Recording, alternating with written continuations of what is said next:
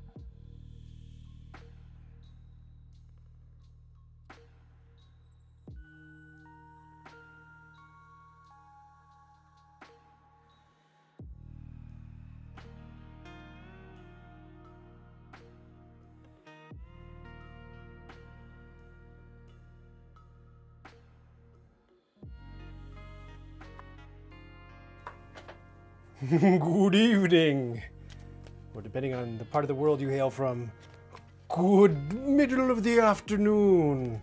It is I, Ryan, from Knights Around a Table, with my only bid for anything remotely resembling Halloween-y, spooky content. I don't own very many board games at all that fit into that category. I could count 2 in my entire collection. This one and Mansions of Madness, and I decided to go for this one because I thought it would be more interesting, maybe not as good of a game, but more interesting certainly. Now it's a bit weird. I have to sit to the side in order to show it to you because I have to kind of get it at an oblique angle. But this is 1313 Dead End Drive. Hey Varys, how's it going? Thanks for joining me. It's I'm glad you're here because it's a minimum 2-player game, and if I don't have anybody to play against, this whole thing is bust. I'll either end the stream or we'll unbox Maracaibo, which is always an option. So 1330 Dead End Drive is a I don't want to say spiritual succession. It's like a a reprint, or not even a re-theme. It's like a redo. I think that's the best way to put it. A redo of 13 Dead End Drive, which came originally. This was a thrift store find. So everything that I have here is everything's completely intact. I checked it out. It works. The only thing that wasn't in the box was the will. So this is what I got going on for the will. I found an image online and I printed it. So this part of the experience won't be that pretty to look at, but it's black and white, so we can pretend it's like a Hitchcock film. It's black and white, you know, instead of like neon yellow, which is what the rest of the game is. It's very, very 90s, right? 13 Dead End Drive, I believe, was early 90s, and this came a few years later. And I can't quite figure out why they redid it. I own both, and I bought them both at the thrift store. Now, I'm playing this one instead of 13 Dead End Drive. We're playing this one instead of 13 Dead End Drive because this one was more complete. I got it out of the thrift store, 13 Dead End Drive, and it was like missing a bunch of stuff, and I was super bummed out that I wouldn't be able to play it. But among the changes, Fractal Conjuring says, I definitely played this at some point as a kid. You just unlocked a memory for me. Oh, good.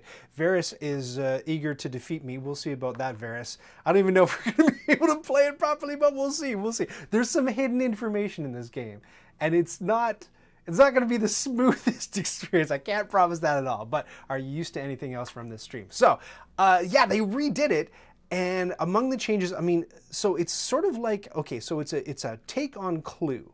It's a riff on Clue for sure, or Cluedo, depending on which part of the world you're in.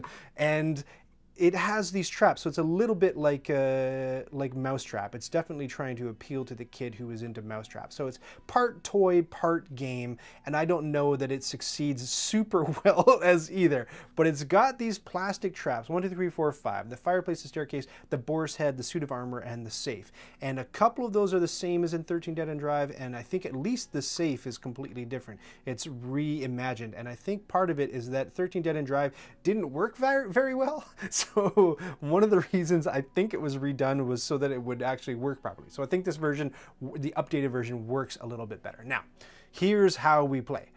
Aunt Agatha has died. Aunt Agatha, named of course for the mystery author. But in this game, she is she owned a kitty litter company, and she amassed this massive fortune selling kitty litter, and she has left her estate to everybody who's on the board here, all these ne'er-do-wells. And we are going to be drawing cards, so there's this whole deck, and each deck in the card represents one of these potential heirs. So right now it's the classic, mystery game setup. So the estate will be divided evenly among the 16 people unless one of them dies, and then their portion will be evenly redistributed among the rest of the people. It works a little bit like that in this game. So really what you're trying to do is you're gonna get 6 cards, and those are gonna represent the 6 people who you're kind of rooting for, and I'm gonna get 6 cards, and those are the people I'm rooting for.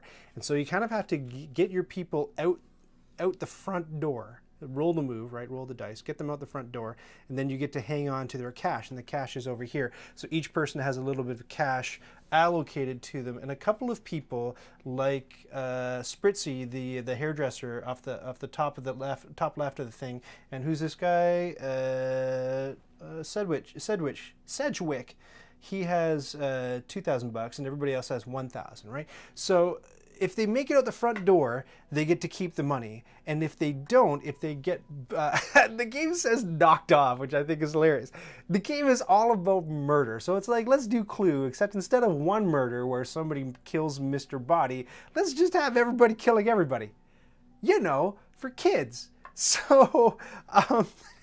So if one of your people, if anybody gets bumped off, their share moves down the line. And it moves in sort of like a snaky pattern. Like this, until we get down to Poopsie. If Poopsie gets killed, Poopsie's share goes to the pet to the pet orphanage, right? So all the money gets shuffled down to the pet orphanage, which we can't have. That will not stand. So we have to kill each other to make sure that we get the lion's share of the goodies. So far, so good? All right. US 90s kids were not spared certain realities of life. Ain't it the truth? Like, life has gotten a lot gentler, I think, especially for kids, since the 80s. Like, I was watching the He-Man reboot, and like, it's a lot grittier than what they were allowed to do in the 80s, but really, like, we had like a barbarian warlord in a loincloth running around with a sword with the lasers being shot at him, and then what's up now? What do they have? Like Sanjay and Craig, a boy and his pet snake? I don't know. It's a little bit, I don't know. It's a lot more tame for, you know, the stuff they're coming up with for kids of that age. Here we go. Right, so the other thing that's happening. So what you're going to do is you're going to get 6 people who you are rooting for. We're going to roll the dice, and you're going to tell me where you want your people moved around.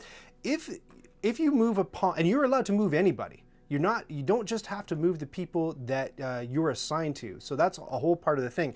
You can move your people, you can move other people, and there's going to be 4 people who nobody controls or who nobody is vouching for, and you can move those people around too.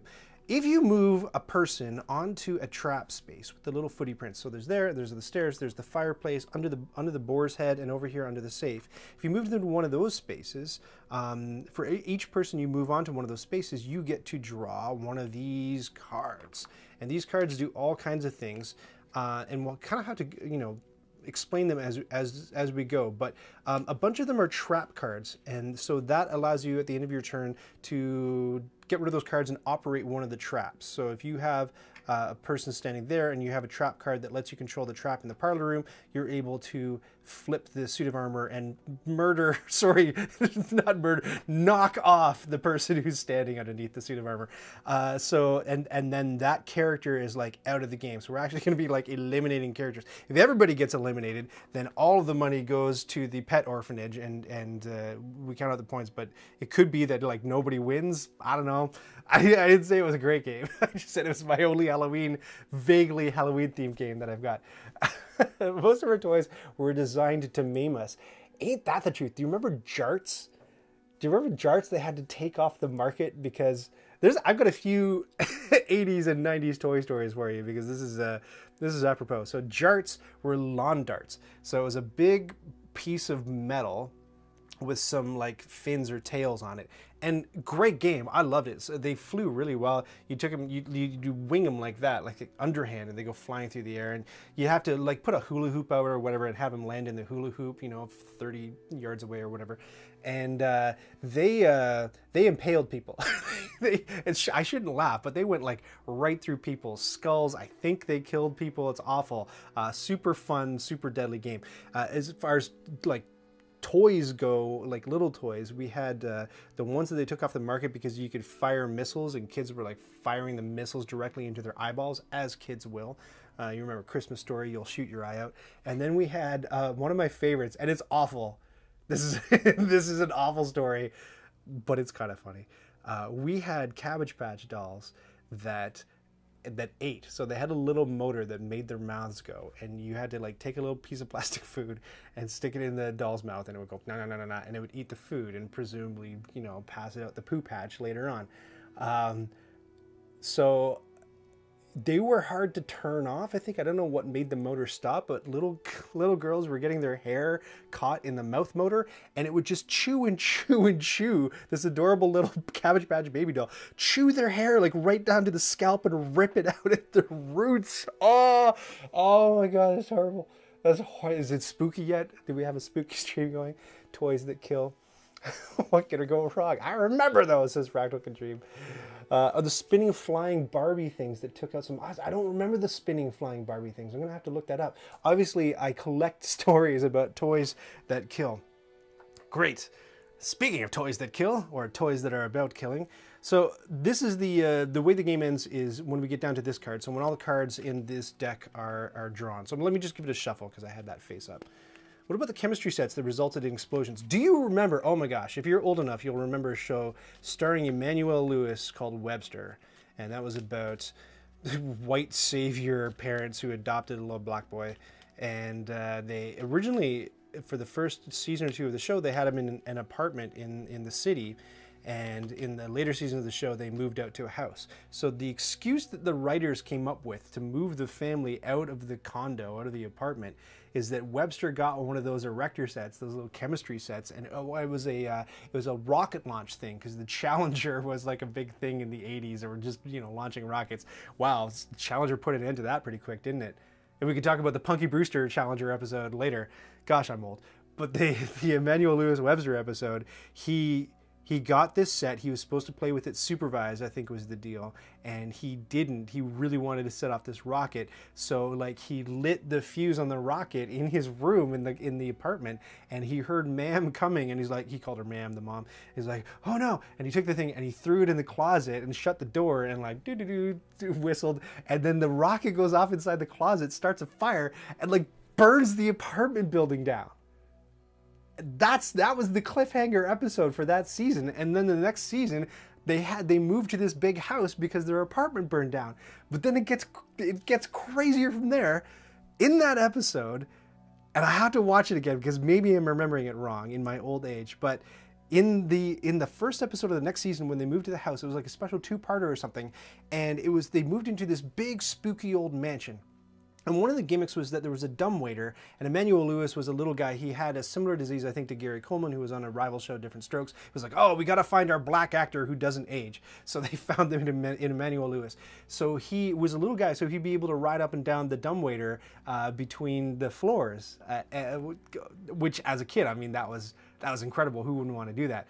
But it was really messed up because I remember there was a scene that they ripped straight from Psycho where Emmanuel Lewis had to go, it was a scary house, and he had to go up in an attic, and there was like, if you've seen Psycho, there was like an old woman in a rocking chair facing a fireplace that he had to turn around, and there's a big shock surprise. I was like, nah, I'm 8, I can't handle this. This show's supposed to be for me. I'm yapping a lot. That was all from chemistry sets, man. You did it, Practical Dream. You got me on a big. And then wait, one more thing. Hold on. I'm parched already. One more thing about Emmanuel Lewis and Webster.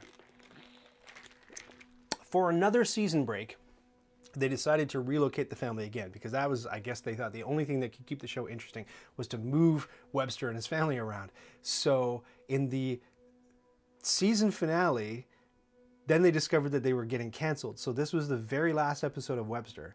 They moved to inner city Chicago, I think, and Webster is like strolling down the street, and then he's accosted by these hugely tall, everyone was tall to Emmanuel Lewis, but these tall, thuggy kids, right? These inner city, tough, hardened street kids who all surround him, and he's looking up all worried like he's gonna get the crap kicked out of him, because of course, who wouldn't want to kick the crap out of a 4-foot tall kid, right? But anyway, so he gets surrounded by these bigger bruising kids. Scene. That's how Webster ended. That was the climax to the entire show, was Emmanuel Lewis being menaced by inner city toughs. Curtains. And then, yeah, great. Webster, not... spooky, scary. Great. These are the Ryan stories that come for. I'm feeling my oats. You know what? I finished my work, and now I'm like, yay, I get to stream, and it's back to this kind of nonsense. So let me just put a couple graphics up for you. I worked on two how to play videos that are coming out very shortly, because they're both hitting Kickstarter on the 3rd. So this one is one of them. Please say that the graphic works. Does it? Yes, it does. Rolling Heights. That's a fun one where you're building little towers on a map, and you do it by taking meeples and rolling them in a box. And depending on how they land, you get different cubes. You get to build stuff. And then the other one was Trinity of Rain, which is like a dudes on a map, quasi Catan sort of Risk kind of thing. So hopefully you'll be able to catch those. Those are both airing on Rahdo's channel very, very shortly. What's happening on Nights Around the Table? We will play 1313 Dead and Drive. Give me one moment just to plug what's happening on Nights Around the Table coming up, because I'm very excited about it. At the urging of DM Explains, who is our monarch, our top tier patron. And by the way, if you want to get on a, I don't know who's here, who needs to hear this, because I think everybody here is already a patron. But hold on, graphics, and go.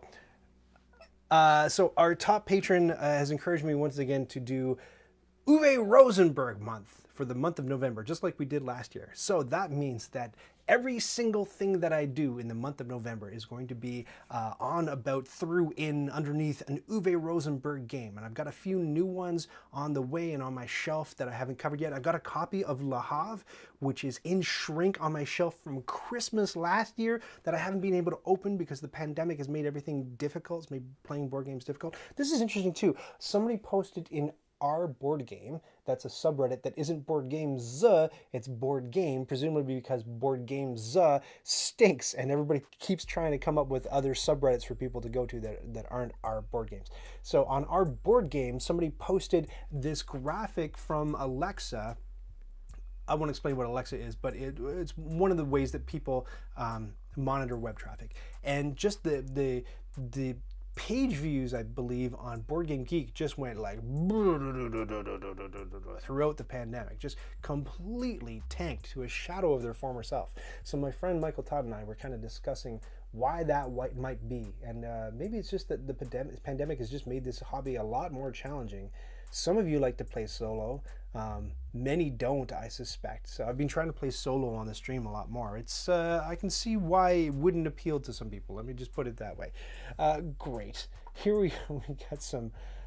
Varys is emoting like crazy, but I can't see them. They looked from here. They look like anime ladies. Is that what you're emoting right now? Anime ladies. So I'm going to deal you, chat, your air cards. It's going to be these 6.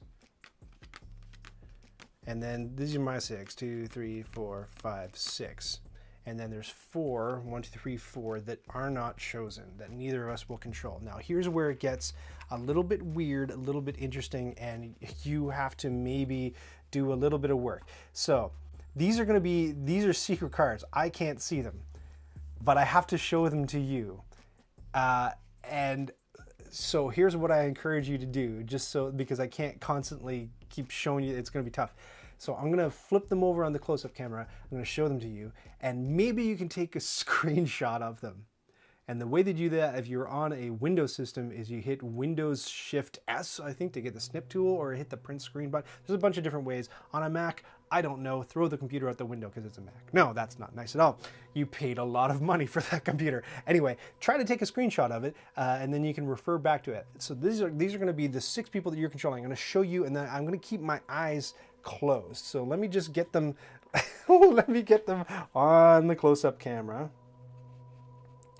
Okay, fan them properly. Okay, and I'm going to flip them, and I'm not going to look. Okay, ready? Okay, so see if I don't know if this will work at all. These are your 6 people. Screenshot these, or memorize them, or do what you got to do. I can show them physically later if you're not prepared to screenshot. I don't even know if they're in focus. Let's do that. These are the 6 people, the 6 potential heirs that you're going to control. And then I'll have to check chat, and you can tell me if that worked or if my fingers were in the way or what. So the cards don't fan well. I will go through them individually. Okay, so I'll frame it. Okay, so here's person number 1. Here's person number 2. I'm not looking. Here's person number 3. You can get a pen and a piece of paper and write that down if you want to. Okay. Here is person number 4. Here's person number 5. And here is person number 6. Maybe there was a better way to do this. I don't know. But now I'll check chat. You can tell me, is that, so the cards didn't fan well. Did going through them one by one, was that okay? Did that work a little bit better? Nope, can't see. That worked. Okay, one by one worked. Okay, cool. And now these are mine. And if I'm in the wrong view, I think you could probably see my cards. So I have to keep them close to my chest, I guess.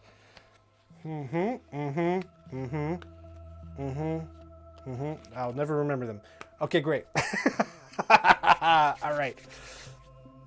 We're gonna roll to see who goes first. So this is me rolling, and I got 4 chat rolls, and it's a 2, so I'm gonna go first. Great. here we are. I'm surprised that we don't start with any cards, but let me just review my people very closely here.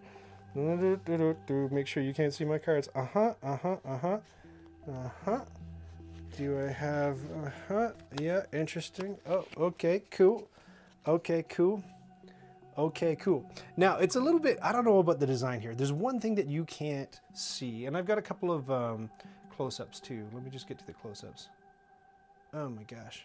Let's try that. So there's a close-up. We can see the top and we can see the bottom of the board. Now what you can't see is there, so it's a roll to move. So each of these tiles is a space that you have to be on. And then the trap spaces have certain entry points. You can only enter the trap space through these points. You can't pass through a space that has somebody else on it. And there are secret passages, just like in Clue. But here's one that you can't see. There's one behind the safe that's completely blocked. So you can just remember there's a space there that you can go to. And there's a secret passage down there. And then it's a bit glary because of the light, but here's a secret passage right down here. And then if you get people out the door, then that's cool. And these guys are randomly situated around the table.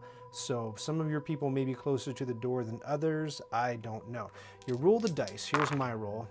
It's a 6 and a 1. So you pick one person and move that person 6, and you pick another person and move that person 1. So I'm going to move Spritzy 1, 2, 3, 4, 5, 6, and then I'm going to move, let me see, and again, you can move anybody. You don't have to move your own person. And I'm going to move, who's this guy? Prudence. Oh, lady. Is that a lady? Okay. I'm going to move Prudence 1. And then it's your turn. So 4 and a 1. So Varys, I think you're paying attention. Who are you going to move for 4? Who are you going to move for 1? I know it's hard to see these people because it's like hard. You can just ask questions in chat. This may completely not work at all. We'll see if we can get her done.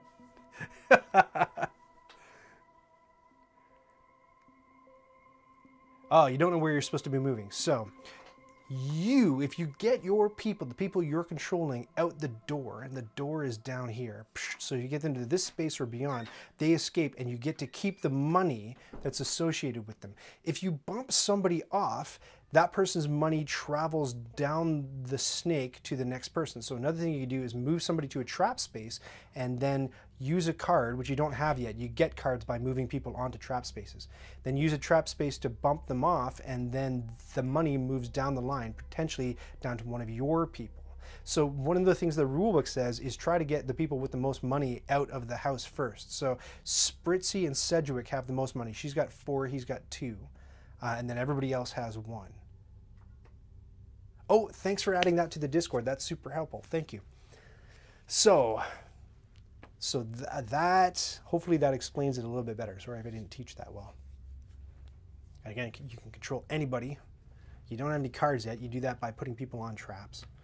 Move Clay 4 spaces towards what? Where would you like to go? Just name like a target, and I'll move him towards. I know, and there's a bit of lag too in the chat. So to the parlor room. So Clay's going to 1, 2, 3, 4, and then who's going 1 space?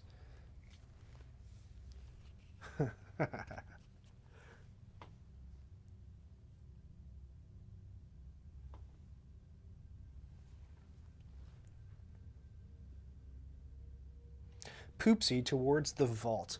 Poopsie, where is the vault? Poopsie's going to go 1 towards the vault. So Poopsie, to get towards the vault, will have to go all the way around the bottom of the table. So that means I'll just move Poopsie out 1. Then I'm going to go 3 and 4. So, oh, interesting. She's blocked now by Poopsie. She can't go anywhere. Let me look at my cards then. Oh, whoa, you didn't see that. Don't look, no looking. I got to hold them closer to my chest. I'm going to move. Okay, that's interesting. So if I moved Clay, 1, 2, Clay would have to bounce off. So it's kind of like you have to get an exact roll to get onto this thing. You're a strategic genius. Yeah, that must be it. That's got to be. I'm a strategic genius because I showed you my cards. Let me see. I think. Let's just go. Do. 1, 2, 3, and 4. Your turn. 3 and 4 again. So, Davo, are you paying attention? Why don't you take a turn?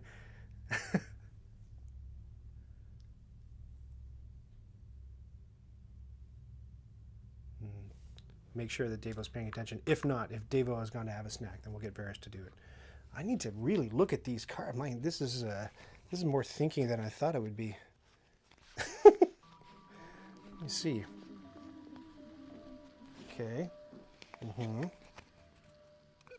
Bottom right guy to the right 3. So the maid's name is Dusty, I believe.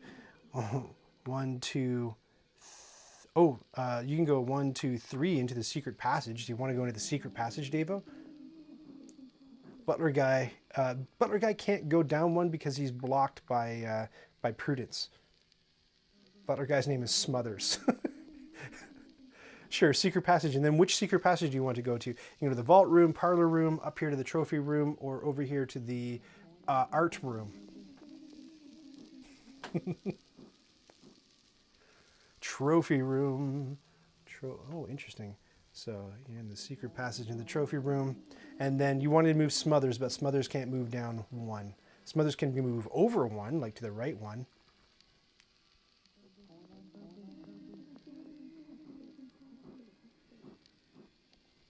Spooky shadows. Sure, right 1. There's Smothers. Okay, my turn. 2. So you're going to go here, and that allows me to draw a card. So whenever you move somebody onto a trap space, you get to draw a card. And Poopsie is going to go down 1. Your turn. Who's playing here? Varys, go for it. 6 and 1. And anybody else who wants to play, just jump in and say, identify yourself in chat. Unlurk yourself. Is Clay on the trap? Yeah, he's on the trap, but nobody has any trap cards yet, except for maybe me. Hey-o, fellow spooky people. Hey, it's DJ McV. DJ McV, you can play too. I'll let you take the next turn. So he can move off it. Yeah, he can move off it, no problem. So if you move them onto trap cards, to trap spaces, you can get trap cards and then move them right off. No problem. You can even move them off and then back on if you got the right rolls to get a card on that turn. Mach V in the spooky house! Nobody's been murdered yet, Mach V. Send Clay down 4 and right 2. So where's Clay? 1, 2, 3, 4, 5, 6. And who's the 1 gonna be?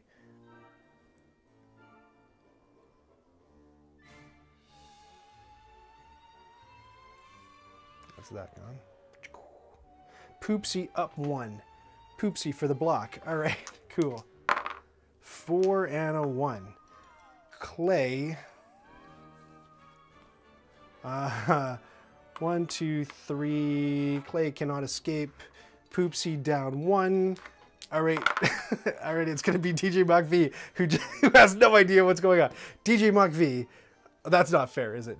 DJ Mach V. I'm gonna close my eyes, but you are controlling these people. I can't even tell if it's on camera yet. You're controlling these people, or you control everybody, but these are the people that you're rooting for, and you're trying to get them out of the house. Anytime you move somebody onto a trap space, you get a special card that lets you do different things. So you roll 2 dice, and one controls one person, one controls another person. You can control anybody on the board. You just can't use the dice to control the same person. So DJ Mach V, who are you going to move and where? We've got, what's her name? Is that Sassy? We got Sassy over there. What's the hunter's name? Perkins is the hunter. Pugsley is the dog. Prudence over here. Smothers the butler. Beauregard. Are you impressed that I've memorized many of these names? That's Charity. That's Poopsie. That is Spritzy. She's Lala. He's Sedgwick. The chef's name is Pierre. That's Madame Astra. Clay is the tennis snobby guy up here. There was no overhead. Oh, there was no overhead camera when I showed you the pictures. That's hilarious. All right, let's try this again. Here are the people that you are rooting for. I'm not looking. There's 6 of them. Right. That's them anyway. Oh my gosh, what a goof. All right, there was your overhead cam. Who's it gonna be? So far, nobody has any money. But I have one card, and chat doesn't. 3 and 5, who's it gonna be? DJ McV. I'll take a drink while you decide. Woo! I don't like having the back of my head in the shot, I'll tell you that much. But it's hard, even at a 3/4 angle, it's kind of hard to see everything that's going on. I'm gonna put this over here so I don't have to do that anymore. There we go. And we're trying to get them out of the house. You want your people to get out of the house because then you earn the share of the inheritance that they have on their little card. You want to move people you think the other guy is controlling onto the trap spaces and then hopefully play a trap card in order to murder them so that they're not a thing anymore, and then their share of the inheritance gets passed on to the next person down in sort of like in a snaky kind of way, from the top left down like this, down like this. And if it all makes it down to Poopsie and Poopsie gets murdered, it goes to the pet orphanage and nobody gets it. So we don't want that to happen. Spritzy has the most money right now at 4,000 bucks, and Sedgwick has 2,000. How do we get trap cards? Anytime you move any person onto any trap, you get to draw a card. And it has to be an exact roll to get them onto a trap space.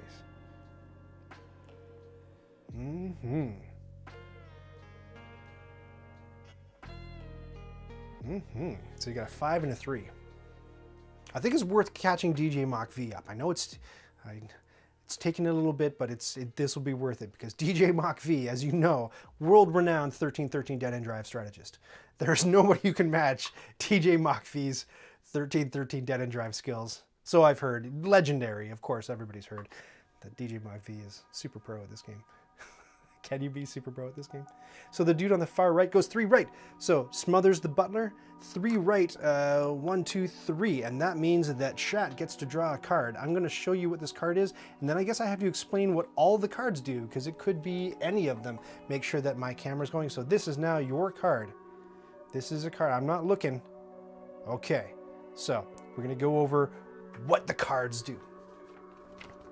Let me just throw that on here. So the cards could be a room card. So you can take, when you play one of those cards, you can take any card from any space. You take any pawn from any space and move it to any unoccupied space in the room that's on that card. So that's what a room card does.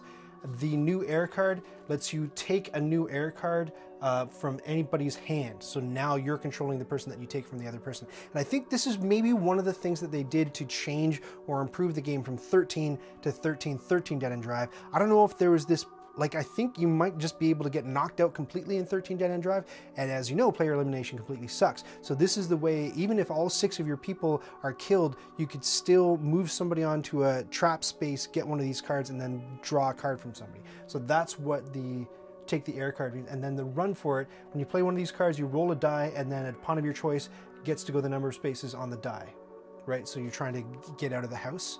Up here, a trap card. So the trap cards generally describe 2 different traps. So you play them to activate one of the traps on the card, which only kind of works if there's somebody standing on that trap. And then there's a wild trap card that allow you to activate any card. So let me know in chat if you saw, if you know, hold on, I'm gonna close my eyes again. That's the, I'm not looking, that's the card that you drew. We're all good? Okay, good. I'm flipping it. Great. This is trickier than I thought it would be. I'm sweating. Whew.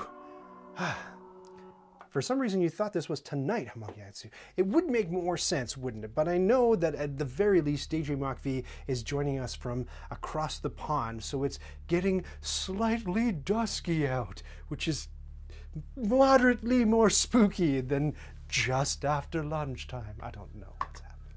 Great. All right, hi Dave. Hey, it's Dave. Dave, who you know joined me for that Zaya playthrough a few weekends ago, and who is going to be joining us again in November, which is Uwe Rosenberg month. Dave's going to be playing, what are we playing, Dave? Do you remember? I hope you remember, because I've forgotten. Dave! It's like Norm! Great. It is dark, says DJ Mach V. What time does it get dark there in England land? England land, that was the most superfluous land I've ever added to a word that already ends in land. Great. So what have you done? You've moved here, Smothers the Butler onto the safe trap, and that was your, I believe, your 3 roll. So you still have a 5 roll. Pick a character, DJ Mach-V. So the one with all the cash, where's she? She's right here. Now the trick is that she was blocked by Poopsie the Cat, but now Poopsie the Cat is down here. So she could make a break for it out this way. You're not, or she could go up, right? So you're not allowed to move through any space that has somebody on it. So you can block people kind of in this table room.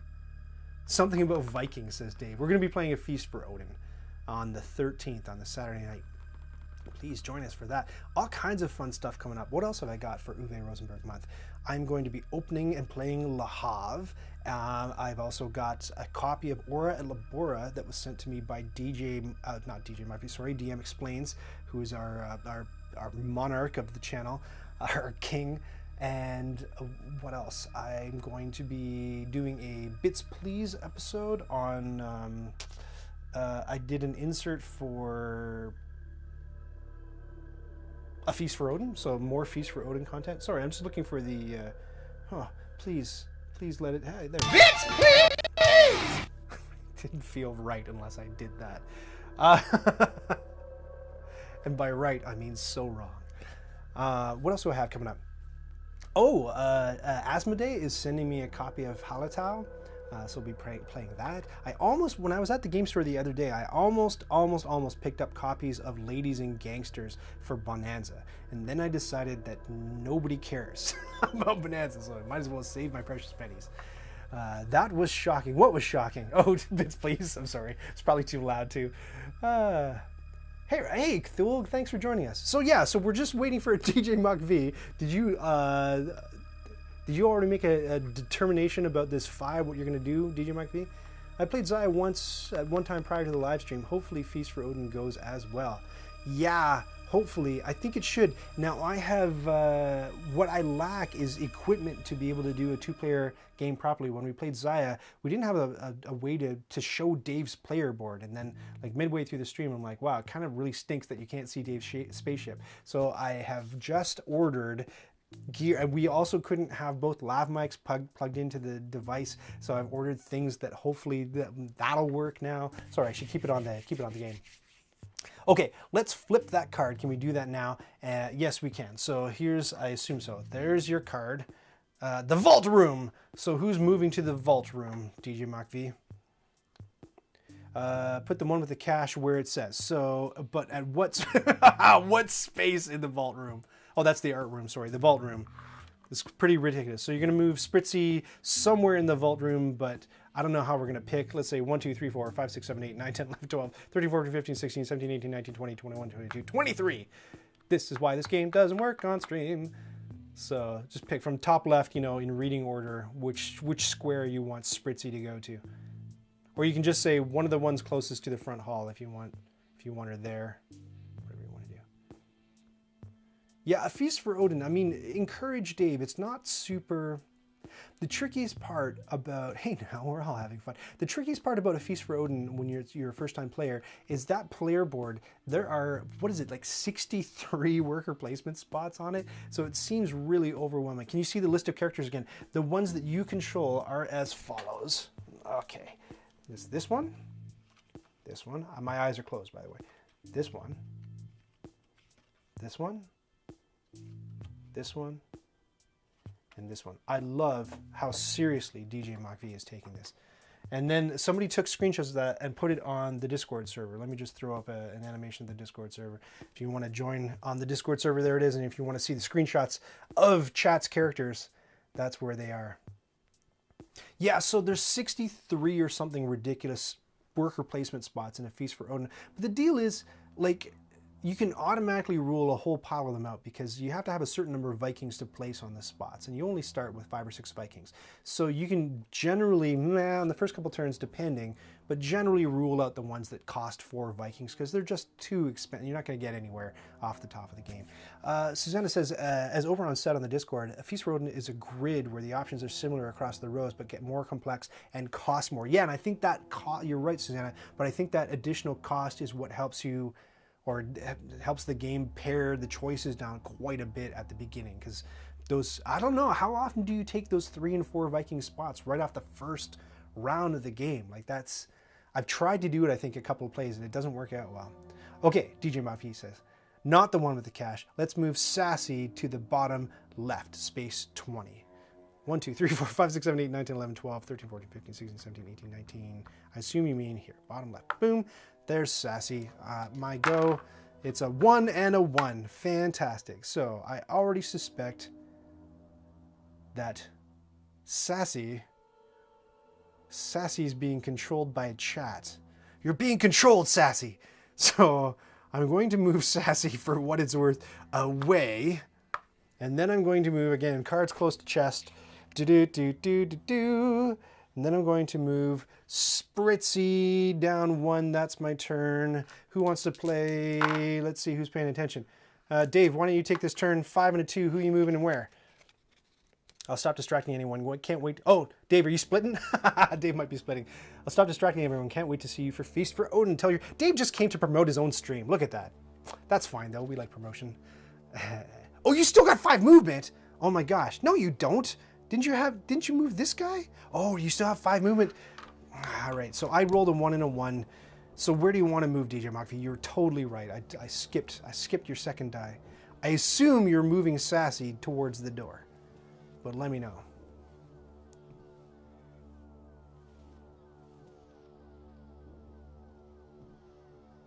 Join the Discord, says Susanna.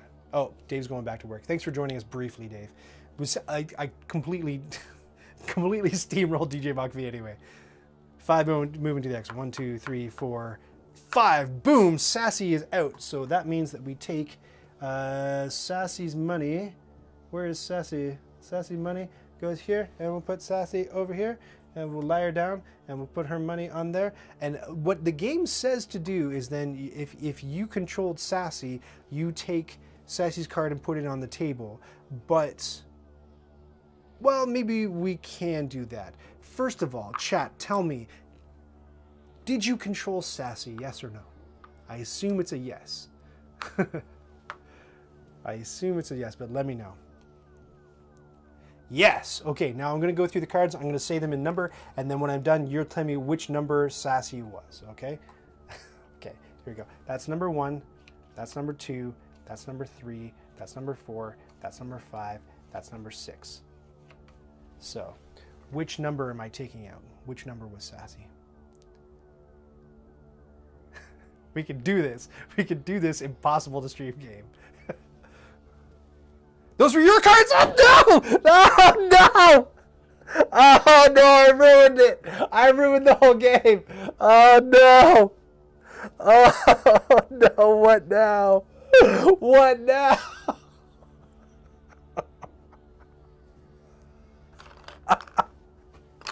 Oh no. No. Okay.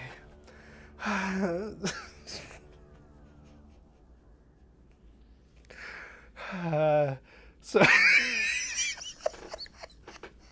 what are we doing? Are we unboxing Maracaibo or what's happening? All I wanted to do was do a spooky Halloween stream.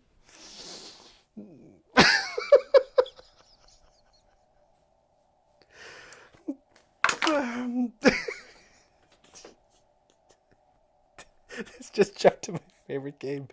You guys want to see how the traps work, I'm sure of it. Oh, man. I was going to say reset. It took us so long to get to that point.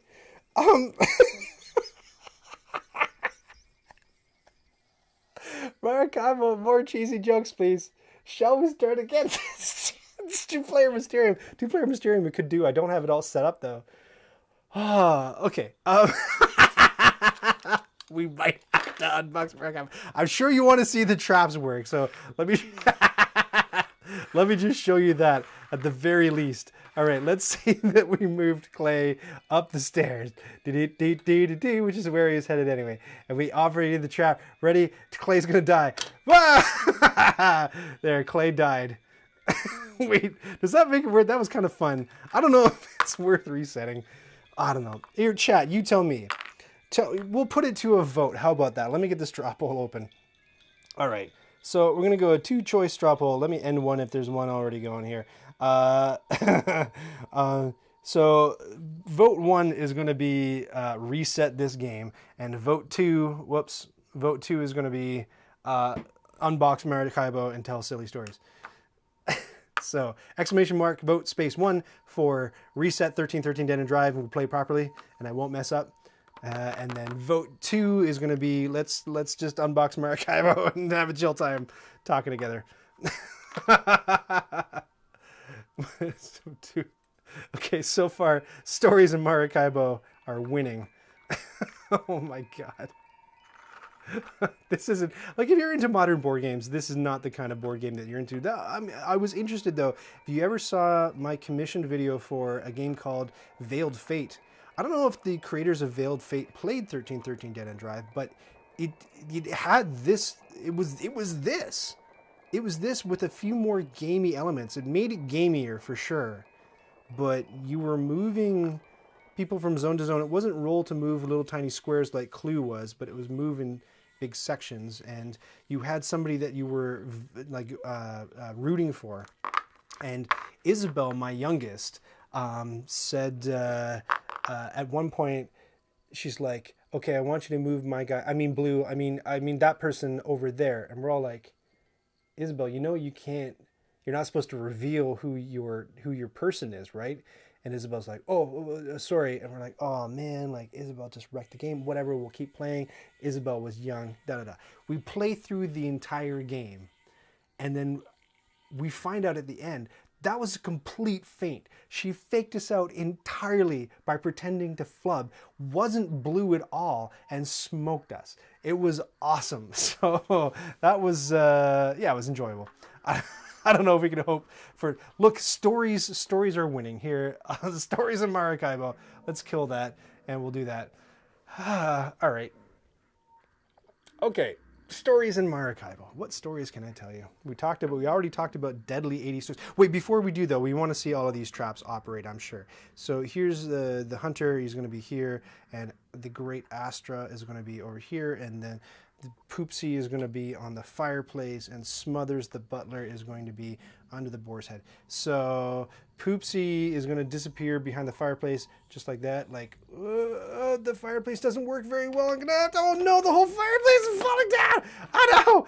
Poopsie died. Poopsie has been burned up in the fireplace. Smothers the butler has been, I don't know, gently nudged by the boar's head. And then the great Astra, the soothsayer, is going, whoa, my God. This flying suit of armor has murdered the great Astra. And finally, over here, the hunter, oh man. So, oh, there we go. He went knocking across so this is heavy little pig trophy that's being kept in I guess it's a piggy bank being kept in the safe. Kind of, speak of redundant, that's kind of like, let's put the piggy bank in the safe. Kind of weird. Anyway, that's 1313 Dead End Drive. I hope you enjoyed it. We'll get on to something else at the moment. Now, one of the things that this game does that I think is crummy, and I've seen other games do it, first of all, are you freaked out by these things, these little standy things where when you put them in, you're worried it's just going to like, they're too tight and it's going to fray your cardboard? So I think like, not too many games that I own have that, but King of Tokyo is one. And I'm always worried I'm just going to wreck my figures putting them in those little stands. What else? The fireplace is obviously super jank. Doesn't work all that well, which isn't great. And then the worst part is that over here, this, yeah, scary music play, because this is terrifying. You have these... the same kind of thing as the standees, except they're way tighter, and you can already see the fatigue happening on the bottom of these cardboard bits. And when I went to the thrift store to buy this game, when I saw 13 Dead End Drive, that was the first one I bought. I'm like, wow, cool, vintage find. And I opened the box and I'm like, wow, it looks like it's all complete. And I paid like my $5 for it or whatever, and I took it home. I was super excited. And first of all, it was missing pieces, so I was incorrect. Second of all, that's not a vintage game. Like, you could buy it at Toys R Us here in Canada, where it's still open, like a week ago for 20 bucks instead of $5. Not that I'd pay 20 bucks for it at all. But I was kind of like, oh, that's a bummer. You ever do that? You ever buy something and you think it's retro, and then you find out it's actually not retro, it's just like a repro, it's a reproduction. Like right now you can go into toy stores and you can get like classic He-Man figures. Like you can get He-Man and Battle Cat and Skeletor, and they look amazing. They're in the blister pack that they, just like they had in the 80s. But it's not the originals. They're actually better than the originals. They got more articulation. I think they've got elbow and knee articulation, which He-Man figures never had. This stuff matters to me. It might not matter to you. Those gently nudged deaths are the stuff of nightmares. I know, eh? Like, how would you like to be gently nudged by a boar's head and then somehow die? Maybe that's a spooky thing to talk about. Like, really, like, innocuous, gentle ways to die. Have you ever heard of dry drowning? That's very scary, is dry drowning, once you find out about it, where it's like, you swallow I think you swallow a bunch of water, like in a swimming pool or whatever. You come out, you seem okay, but like the water's in your lungs and you're not choking on it, you're not like visibly drowning or dying, but it just, I think it deprives you of oxygen enough that like hours later you die and you seemed okay. Terrifying. That's terrifying. What was the, say what you will about M. Night Shyamalan. I quite like his stuff, his output, but he does, in every single movie he does one piece of like real life horror. And I think he does it really, really well. And I think it might have been either Signs or The Village. What was the one where, I think it might have been Signs, where the wife was like pinned to a tree by a truck, and she was still alive for the moment and talking and saying a tearful goodbye and everything, but they just knew that the moment they backed that truck away, it had like, you know, compressed her or snipped her mostly in half, and as soon as they backed the truck up, she'd be dead. Awful, awful, awful real life horror. Scary, terrifying. It's that kind of thing that makes me nervous to be walking around. That's why I just stay in my house. I just stay in my house all day long. How do you know so much about dry drowning? Kind of sus. Yeah, right? It's the perfect crime. Kind of like, what's that book where the guy gets killed by an icicle and the whole thing is like, oh, it's the perfect crime. The one that's narrated by a ghost. You remember, you've read it. They made a movie about it with Saoirse Ronan in it. Shushi and the Banshees Ronan. How do you say her name? I don't know. Maracaibo. This has been, I promised Maracaibo and stories, and now I can deliver on the Maracaibo part, but I'm worried that I'm not going to be able to come up with stories. You guys have to prompt me. See, like, it can just be like the simplest thing in chat, and suddenly I've got dry drowning stories for days. Does anybody remember, what was the name of the book? Narrated by a ghost. Not 13 Reasons Why. I can't remember. Oh, well, I'm sure IMDb would solve it. Now, the one issue, and it may lead to you seeing me in my jammies. The one issue is that I need to relocate that camera up there. So maybe I'm just gonna drop into, hold on, let me get my mouse going here. And I don't know if the spooky music is appropriate anymore because I don't know how spooky Maracaibo will be. So let's just fade this spooky music out. Maybe we can come back to it in a second. I'm gonna do that, and let me just go to, what's it called? You know, standby, and then I'll adjust the camera, and then we'll come back. We'll unbox Maracaibo. Wait a second. Here we go.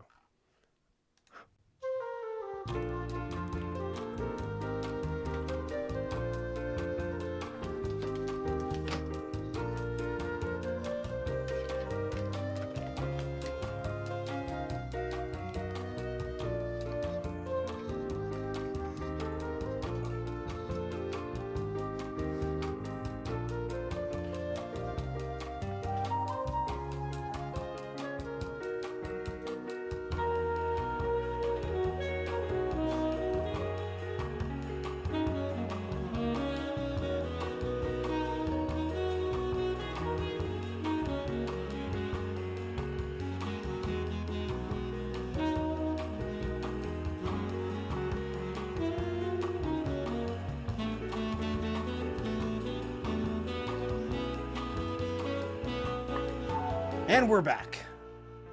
Okay. I did it. Look, I framed it nicely. Beautiful. We can see it's Maracaibo. My backup plan in case anything went horribly, horribly wrong, which it just did. Fantastic. The problem, though, is that once I unbox Maracaibo, what do I do when things go horribly wrong after that? I don't know. DJ McPhee, I'm annoyed that I don't get jammies, Ryan. That's the content I pay for. That's the content you pay for. Well, my friend, hold on. Feast your eyes. Oh, look. Oh, my lights. Yeah, look at that. They're the biggest. They're like the quadruple XL. The comfiest pair I own. Like you can fit 2 of me in here. And if I keep eating these little mini Halloween bars, you're going to be able to fit 2 of me in there. Or not. I might be even too big for that. What did I pay for this game? $59.95 in Canuck bucks, which might seem high if you don't live in Canada, but might seem low if you do live in Canada. And that's because I got it in the Ding and Dent section at MeepleMart in downtown Toronto at Spadina and Dundas-ish.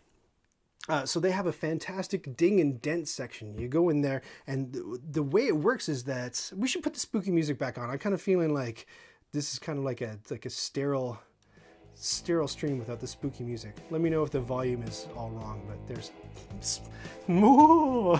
Imagine if you did a stream and people were watching you and then you showed the wrong cards to the camera and couldn't play the game anymore. I'm glad that happened at the beginning of the game and not like, we'd gone hours into it and like, by the way, great.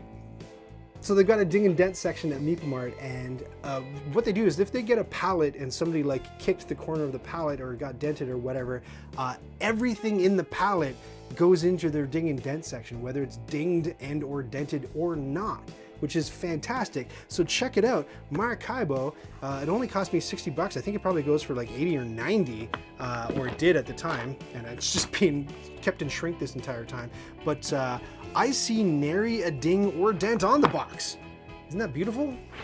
Now, I was just there at MeepleMart a couple days ago, and I visited their Ding and Dent section, and I picked up a copy of Through the Ages. This is like a civilization game by Vlaada Chvátil, CG game, and it was from the Ding and Dent section, and so there were 3 or 4 copies, and I was like, that one's got a big kick in it, that one's been punched by probably the big bruisers from the end of Emmanuel Lewis and Webster. One of those guys probably tossed that thing around. But then in the middle, there was this pristine copy of Through the Ages for about 20 bucks off than you normally get it. So I grabbed that and I took it to the cash. I'm like, my gosh, deal of the century. I feel like I'm stealing it. And the guy's like, oh, yeah. And so he zaps it. And I said, yeah, like there's not a scratch on it. He goes, yeah. And then he flips it over and there's a scratch on it. A little bit more than a scratch on it. And he's like, oh, a little bit of a thing here. I'm like, oh, dude, why did you show that to me? I could have walked out of the store thinking that I had this pristine copy. Mostly pristine copy. Alexander Pfister. What else did this... plaid. I thought this was a family stream. It is. This is the kind of stream that inspires you to make a family, if you know what I'm saying. Now, this is the Halloween stream, not the Valentine's Day stream. Great. Those are Thanksgiving jammies. They sure are. You know what? I'm from Kazakhstan and we've already had our Thanksgiving.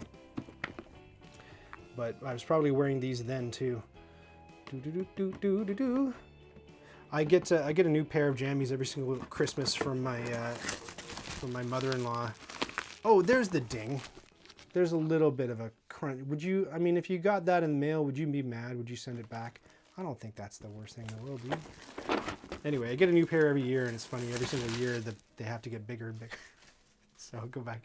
Oh, these feel like jammies from 4 years ago. These are skinny jammies. Great. Maracaibo, done by, who is it? Alexander Pfister. And we know Alexander Pfister from, what, Oh My Goods, and from Great Western Trail, which they just did a redo of with better artwork. They had a legendarily, hilariously bad cover on that one. Maybe, you know what, I was going to say, somebody, I don't think Omelet's here right now, but I can run my own covers. Check what I can do. Look what I can do. This is amazing. Cover, Great Western Trail. It's like magic. Is it like magic? No, apparently it's not like magic and it's not going to show up. I don't know why I even bothered. Mwah. Terrible. I've spilled my Dr. Pepper. Boy, this is a good stream, isn't it? Woo! Da, da, da, da, da, da. I don't know what this game is about. Is it a pirate game? We have a boat, but there's no pirate ship pirate Jolly Roger on the boat. But then we have these kind of like explorers going into the woods, Indiana Jones or Arnak style, and then there's like a skull-shaped rock that made me think that maybe it's piratey. This looks like a port that pirates would want to sack, but then there's not anything really all that piratey here. It's Caribbean islands, it looks like. I don't know. You tell me. I can't imagine having games still in shrink, says DJ Murphy. I've been burned too many times with missing pieces that games have to be punched as soon as they enter Casa V. Well, it's a very good point. I've never had, this is by Capstone Games, I've never had any misfortune, have you, of finding missing pieces and then emailing the company and saying, hey, could you send me this missing piece? And they say, no. I mean, I've had companies, my best experience was with Sheriff of Nottingham. We loaned it to a friend, and the friend wrecked something, and she felt really bad and didn't want to return it to me with the component wrecked. So she wrote the publisher, and I wish I could tell you who the publisher was. It's down here on my shelf somewhere. And she said, oh, like, would you be able to send me this replacement piece? I think it was one of the drawstring bags. Totally got ganked. And the publisher said, well, we don't publish that anymore, but we've got pieces left over. Here's the piece you're missing. Plus, here's a promo that they give out in the new box. If you were to go buy it new, you would get this promo, and sent it to her. And it was like, whoa, that's like madness. So mad, it's scary. Listen to that music. Inappropriate. It is piratey. Oh, good. Oh. As the music builds. One more time. Oh, yes. You know we got to get a graphic for that. Box photometer. Gee whiz. Let's put that up to all the way up to 6. Are my graphics not working? Nothing's working. Everything's broken. I'm bummed out now. Box photometer. Everything broken. No one beats customer service from Dent at Chienta, though. Dent at Chienta, is that a car leadership? What's a Chienta? I've always managed to get the missing pieces from the publishers, but still. I don't know what that but still means. I think I think there's no reason for that but still. They always send them, so just leave them in shrink. I don't know. I don't do unboxing anymore because they're super boring. So let me super bore you. If you've seen this game, you already know what's in here, right? We got pieces. What are these pieces? Little dudes. More and more we're moving away from those. This music is stressing me out. Anybody else?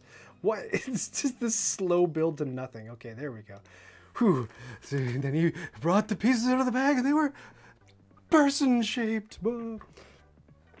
So yeah, more and more we're getting away from, it seems, that classic meeple shape and getting more into like dudes who are dude-shaped.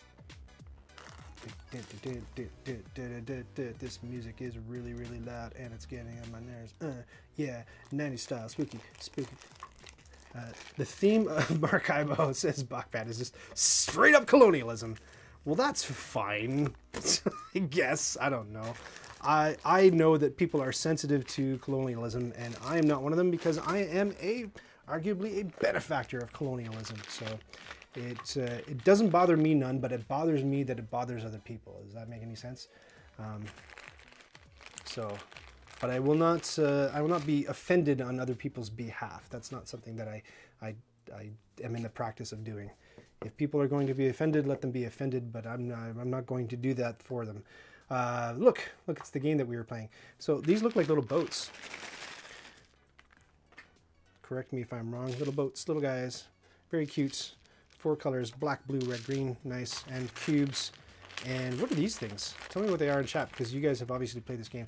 Little shields, those are cool. Do they get stickers on them? They look like they need stickers. No, red, white, and blue. How's that for colonialism? Little shields, red, white, and blue cubes. Fine, nothing spectacular. Those cuts are kind of interesting. I really want to, does anyone have like a video that I can watch about how these pieces are made and machined? Apparently they're milled. Somebody told me online, they're like, oh, they use a mill. I'm like, oh, of course, a mill. I don't know what a mill is. And they say they make them out of like big, long dowels. and they machine them to make the cuts and then run them through a something. I don't know. That's like the extent of my knowledge, but I'd love to see a video on how that's done. And then we've got, oh no, don't tell me. Did they do, this isn't a person, is it? I hope not. They didn't do the Puerto Rico thing where it's like the colonists are little brown discs that arrive on ships to work on the plantations. I'm like, colonists, sure. Well, 1313 Dent and Drive. Hopefully those aren't people and those are just like a resource. It is a good game though, but still, says DJ Monkey, it was out of print. I think it wouldn't be able to get them. Yeah, if it's out of print, it's a different story for sure. And how do you know when something's out of print? I don't know. It was a bit like Bullet Bill. Yeah, I agree. Look at that. Doesn't that look like Bullet Bill? Like, avoid, he's coming out of the gun thing. Like slicing bread. Yeah, they make them, right? They machine the big long dowels and then they just go tuk, tuk, tuk, tuk, tuk, tuk, tuk. But I want to see it done. I want to see how it's done. It blew my mind. My stepfather-in-law, does that make sense? He is my wife's stepfather. He works at a box factory, and we got to tour the box factory once. And one of the areas that they took us to was and this, if you know how this works, this is not going to be interesting to you at all, but I don't. So it was fascinating to me. They took us to where all the dyes were. And I had always heard that, like, oh, dye makers make a lot of money, and like if you're doing a production of a board game or anything else, it costs a lot of money to get the tool and die maker to build your die. And I kind of understood how dyes work. I understood that they are basically knives, big knives on plates that stamp stuff into like cardboard to cut the shapes of boxes or whatever out. But I didn't fully appreciate what went into them until I actually went to the dye section of the factory. And so they're like big boards, and they are just a series of like rubber bands and rubber stoppers and things and blades, like little like razor bladed kind of things in the shape of anything that you need to have cut out. And it was super cool that they were just, I don't know why it blew my mind, but it was like they were little like cutty dioramas with like little knives, and I don't know, it just seemed like such a craft kind of thing, you know what I mean? And I don't know why, it like feels like everything's made with machines, but I think dyes, I don't think they're made with machines. The CAD is done on a computer and its specs are given to the person, but I think it's an actual human being. He has to like lay out those little blades and stoppers. Tell me if I'm wrong, and like, no, you're an idiot, it's still a machine. But I don't know, it just seems so craftsperson-ish, if that makes any sense. 1313 came back from the dead. Yeah, if I keep hitting the wrong foot pedal button. Puerto Rico will always be my favorite Ryan playthrough. Do you mean how to play? I haven't played through that one solo yet, but it's on the list. Omelette helped me put together a list of all the stuff that we cross-reference it with the Board Game Geek Top 100, because that's just the stuff that gets the most eyeballs. So you kind of have to play to that list. And of those, how many of them could be played solo and how many of them could be played against you, the people in chat? We're ready to cross 1313 Dead End Drive right off that list. Not that it was on there to begin with, but I think Puerto Rico, was Puerto Rico one of them? I think it was one with open information where I could play against chat. So if you're interested in that, I will definitely do a stream, but not for November, because as you know, if you're just joining me, November is Uwe Rosenberg month, and so it will be all Uwe all the time. There is a YouTube video. Yeah, but you can't paste the link, can you? What if you went on, this is not my sneaky way of getting people into the Discord server, but what if you went onto the Discord server and posted that link for me just in the public chat, because I'd love to see it after the stream and go watch that video you're talking about. The discs are one of the worst components of the game. Tell me about the discs. Why are they, oh no, 1313 Dead and Drive. I don't know. I'm gonna have to, I don't know, I keep hitting that button. It's pain whenever I see that component for that game. Not only is it just a reminder of how spectacularly poorly that went, but it's also printed. It's printed off a printer.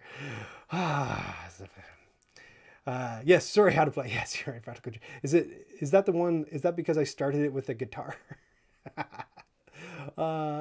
Focus it. Thank you so much for posting that on the Discord server. I appreciate that. Hey, we should put this up too. Like, is this going anywhere? No, it has stayed there. It stayed at 183. The discs look bad. These are also nothing to write home about. These guys, I don't know what these are. But I like the people. They're fine. This is the song that was on public domain YouTube server that sounded like Nightmare Before Christmas. Cards I'll look at in a second. I want to see, ooh, the rare blue. Man, ever since I got my 3D printer, I'm going to be doing more Bits Please stuff. Bits Please!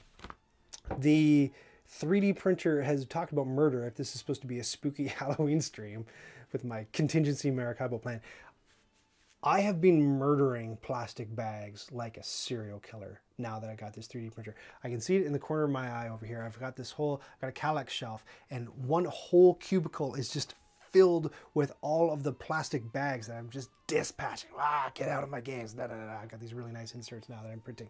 So to see this, I'm like, duh, your number's up. Goose is cooked. Because I'm unboxing this now because it's very exciting. Gaming Trunk has sent me an insert for Maracaibo. If you saw the reboxing of Catan, that was another Gaming Trunk insert. I was doing stuff with LaserOx, and I've got a couple more LaserOx inserts to show you. And then a bunch of people were like, you gotta try Gaming Trunk. Their inserts are amazing. So I wrote to them and they sent me a few, and that's one of them. So we gotta unbox this before we can actually rebox it. Great instruction booklet. I found that Great Western Trail was, how do I say it? I felt like the game, and we were even playing it at 2 players, I felt like the game overstayed its welcome. Anybody feel that about Great Western Trail? I found it went on too long, much like this stream. I thought that it was not super respectful of my time, but maybe it's because we just do everything slowly in this household.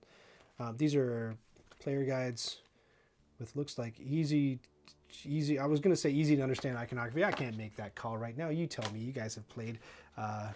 That was the other thing is like there's Great Western Trail. It's just like symbology everywhere. It just symbols out the yin yang. And so just kind of figuring out what everything meant was a little bit challenging. Player boards, I'm assuming, on a ship with a person. That scares me every time with the Bits Please. I'm sorry. This really is a Halloween stream. I know. I'm just going to jump scare you with the Bits Please tag. But your heroin side hustle could use those baggies. It could, that, oh my gosh, could you imagine?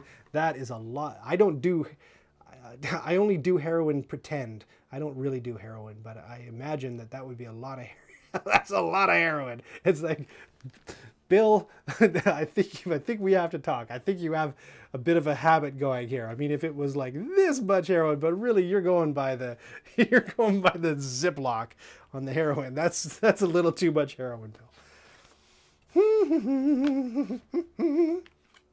Punchy munch boards. Yeah, I can see why nobody wants to watch unboxings. They're not all that interesting, are they? No. Reboxings? Are reboxings a little bit more interesting? Maybe. Let's look at the back of this board. It's a Compass Rose, keeping with the nautical theme, presumably, of the game. And on the flip side, oh, look, it's... I was not interested in this game because I thought this board looked very boring. It's very boring. It was kind of too saturated, too bright in places. Yeah, there's nothing. I mean, I'm gonna put on my art critique hat here. I know everybody loves it when I just rip artists, but I don't know. I find it underwhelming. I don't find it that exciting, and it's a little bit. I don't know, it's a little bit inconsistent too. I guess there's a reason why the red ones are in red with a white glow and the dark blue ones are in dark blue with a white glow. I'm sure there's a mechanical reason why some are in red and some aren't. And the red ones are bigger. Instantly, it looks a little bit, I don't know. The numbers are in a different font than the place names. I don't know. I don't know. It's very lush looking.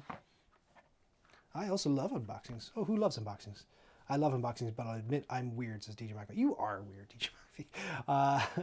Fractal Dream is spoiled by a recent board design. Well, isn't this a recent board design? This is only a couple years old, this game, isn't it? I remember when it came out, just like little 2 years ago, I think, 2019. We were so young and innocent then, weren't we, in 2019? Well, let's see if I can make any comments about the card art. The one thing we can say about the game so far is that it's not illustrated by Clemens Franz, presumably. Say more stuff in chat and you will prompt fun stories, I promise. How do these cards look? Any comments before I weigh in? A lot of symbology. Looks like it's one of these, you know, they try to remain as language independent as possible, so it's symbols everywhere. Oh, these are event cards, so they got tons of text on them. I'll try not to read them because I presume that part of the joy of the game is discovering the events and things that happen on these cards. So I'm not going to look at those. There's no art except for the game's symbols. You don't like the numbers font choice? Yeah, it's chunky and kind of cartoony, and maybe kind of at cross purposes thematically to what else is going on in the artwork. Here's where we got a little bit more art. You're playing Paladins of the West Kingdom for the first time. The art for those games is just gorgeous. Yes, Paladins. Is that Mahajlo who does that artwork? I think he does all the Shem games, doesn't he? I was surprised to see, have you guys seen, I was doing a whole bunch of online window shopping for board game stuff, and I saw that they had a thing that lets you turn all 3 West Kingdom games into like a huge multi-bazillion day campaign or whatever, the tomes of the West Kingdom or something, where you can take architects and viscounts and is the third one Paladins? Anyway, the 3 West Kingdom ones. I'm not up on the Shem stuff, so I don't know if it's like blanks of the cardinal direction blank. I don't know what to fill in the blanks, but the 3 West Kingdom ones have like a unifying campaign journal thing. The Tome Saga, yes, that's it. Thank you very much. I thought it was kind of neat. I would like to get into that eventually, but you know, when you wait too long on board games, you're like, oh yeah, too many bones. What's that about? Maybe I'll go all in. Oh my God, I'd have to remortgage my house to do that. I can't afford that. So there are some games where I just feel like they've gone on long enough that I'm kind of cut out of it. Like if you were just getting into Everdell right now, and you shouldn't, by the way, absolutely by no means should you ever give Starling Games your money. If you want that game, find their warehouse, break in and steal it. But if you wanted to pay for it, you'd be paying a lot of money for all of that stuff. You'd be paying less money than I paid for it, though, because I think the price on their collector's edition was much more reasonable than if you're a chump like me and bought it all separately through each of the campaigns. That was a question that I wanted to ask you too in chat. Is it ethical? Is it moral? So I bought 1313 Dead End Drive, like I said, at a thrift store. Not to reopen an old wound, but it was missing this piece right here, this will piece, which I think is crucial to the game. I would like to have it. I know that this game shows up on their shelves every so often. What if a person, I'm just saying a person, I'm not saying me, I'm just saying anybody. What if somebody who is missing a piece like that were to wander into that store, see it on the shelf, and help themselves to that component and walk out of the store? Would that be ethical or unethical? Would that be a thing to do, or would that be frowned upon? Please let me know what you think in the chat. There's the Rune Saga for the North Seas too. Oh, I didn't know that. How many North Seas games are there? Are there 3 North Seas as well? It's bad and you should feel bad, says Varys. Very, very decidedly. I see. Talk about missing pieces though. Like, it's not like I can go back to Value Village and say, hey, I'm missing a piece at this point. The artwork on the cards is very Euro stilted. There's the 2 dudes from the front of the box. Yes, it's very, very stead artwork, I would say. So nothing like the Mahajlo stuff we were just talking about, where Mahajlo's just like, I know, we'll put the guy's eyes up here and the bottom of his nose down here and his mouth like over here, and he's, you know, everything's all a little bit misshapen, which I guess lends to the appeal of his artwork. These guys are a little bit like, they're like that, you know, that Bible clip art, if you ever went to Sunday school, you know those, the Sunday school teacher would have that felt board and she would smooth the figures down. If you've never been to Sunday school, you have no idea what I'm talking about. But in Christian Sunday schools, we had these felt boards and we had characters that were cut out, and the Sunday school teacher, usually a lady at the time in the 80s when I was a kid, would just smooth these things and we'd tell a Bible story by putting these characters on this felt board. And these guys look like those characters. I just put a white robe on him and he's Jesus, especially being a white guy with a beard. You know what I'm saying, in the 80s in Christian Sunday school. The last stack of cards. If I were to estimate how many cards are in this stack, I would put it at roughly, now it's hard, estimation is a skill you have to understand.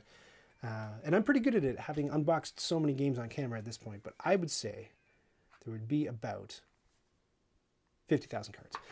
Here we go. More stately stead artwork. I wonder, let's look and see if we can find the card that everybody took exception to. Is it still in here? Isn't there like a loan shark, pirate? So there are some pirates in here. Pirate. Quest hunter, master builder. Let's talk about scary. Listen, the music's building. It's building so that we find a scary card that everybody makes nobody want to play the game because it's racist. Racist. Let me see. Explore. If you know the game, you know the card I'm talking about. Maybe they took it out. If you see it, just scream in chat. Vice Admiral, Aristocrats, Patron, Ruin, Native. Okay, interestingly, nobody mentioned this one to me, but... well, let's get 1313 Dead End Drive out of here. Yeah, I've got it sticky tacked down so it wouldn't move anywhere. Just look, it's clinging. It doesn't want to go. All right, get out of here. Yeah, I could see exception being taken to that card because it's just like, oh, you don't hear the background music. You don't hear the background music. It's very low. Maybe you'll hear it now. Poppy's back from PE class. Hello, Maracaibo, my nemesis. Are you lousy at this game, Poppy? Is that why? Do you play solo and then lose it all the time? We're just looking at this card right now because I was looking for the card that everybody said was like, to use a word I don't enjoy using, problematic, but I came upon this one, the native. I guess the only thing there is like, why does she have to be sexy? You know, it's fine that she's from there, but I don't know. Why does she have to have, you know, a really good-looking tummy? I don't know. I don't think she does. But they did the same thing with Catan, with Seafarers of Catan. I have like an earlier version of it, and I showed it on a stream one time. And they had the white Europeans trading with the natives, and the two native ladies they both look like Pocahontas, because why have one Pocahontas when you can have two? And I mean the Disney Pocahontas, where they're tall and lithe, and they've got really sexy tummies and beautiful long hair and everything like that. So it looks like this is kind of playing into that sexy native trope.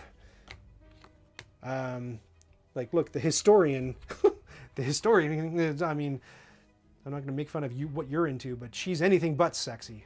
I don't know. Why can't the natives be non-sexy? I don't know. There's a thing. I'm sure there are people who can more intelligently comment on that trend than I can. Cartographer, Village Elder, Pinnacle, Major Harbor, Council, Major Harbor. Okay, so I don't see the objectionable card in there. Maybe I have the version where they took it out. Somebody was mentioning that they took this card I'm looking for out of the game. Vera says, I've printed unavailable parts of games before, but when they offered it again to buy retail, I ordered it. It's better than my homebrew anyway. Yeah, there's a Facebook group called Martin's Print and Play Hideaway, which is all people doing like reskins of games, and so they want the components to be nice. They want to print proper cards and thick cardstock for board pieces and tile pieces and everything. So it's a whole group that you can join where people will give you tips on where to get things printed and how much they cost and what spot colors are and how you convert from RGB to CMYK and all that sort of stuff you need to know to actually be able to print like the pros at immense cost, I might add. But I thought it's interesting. I would love to make promo cards for certain games, but I don't know how to do that. I know how to do it. I just don't know like how to approach publishers and get permission. A few of the cards that I would like to print, maybe the publishers wouldn't be so into them, if you know what I'm saying, because they're kind of jokey, and maybe they lower the impression of the brand in people's eyes. I don't know. I don't want to do silly, goofy stuff. Preacher, branch of... I don't see the card. Martyr, smuggler, governor. Grave digger. Ooh, spooky. I'm reaching. I know. Master of horror, Alexander Pfister brings us Maracaibo. It was tough, man. It was Halloween streams are tough. I'm not set up for them. I was even gonna, oh my gosh, I was gonna wear costumes for you too. I was gonna, here, let me get a Maracaibo appropriate hat on.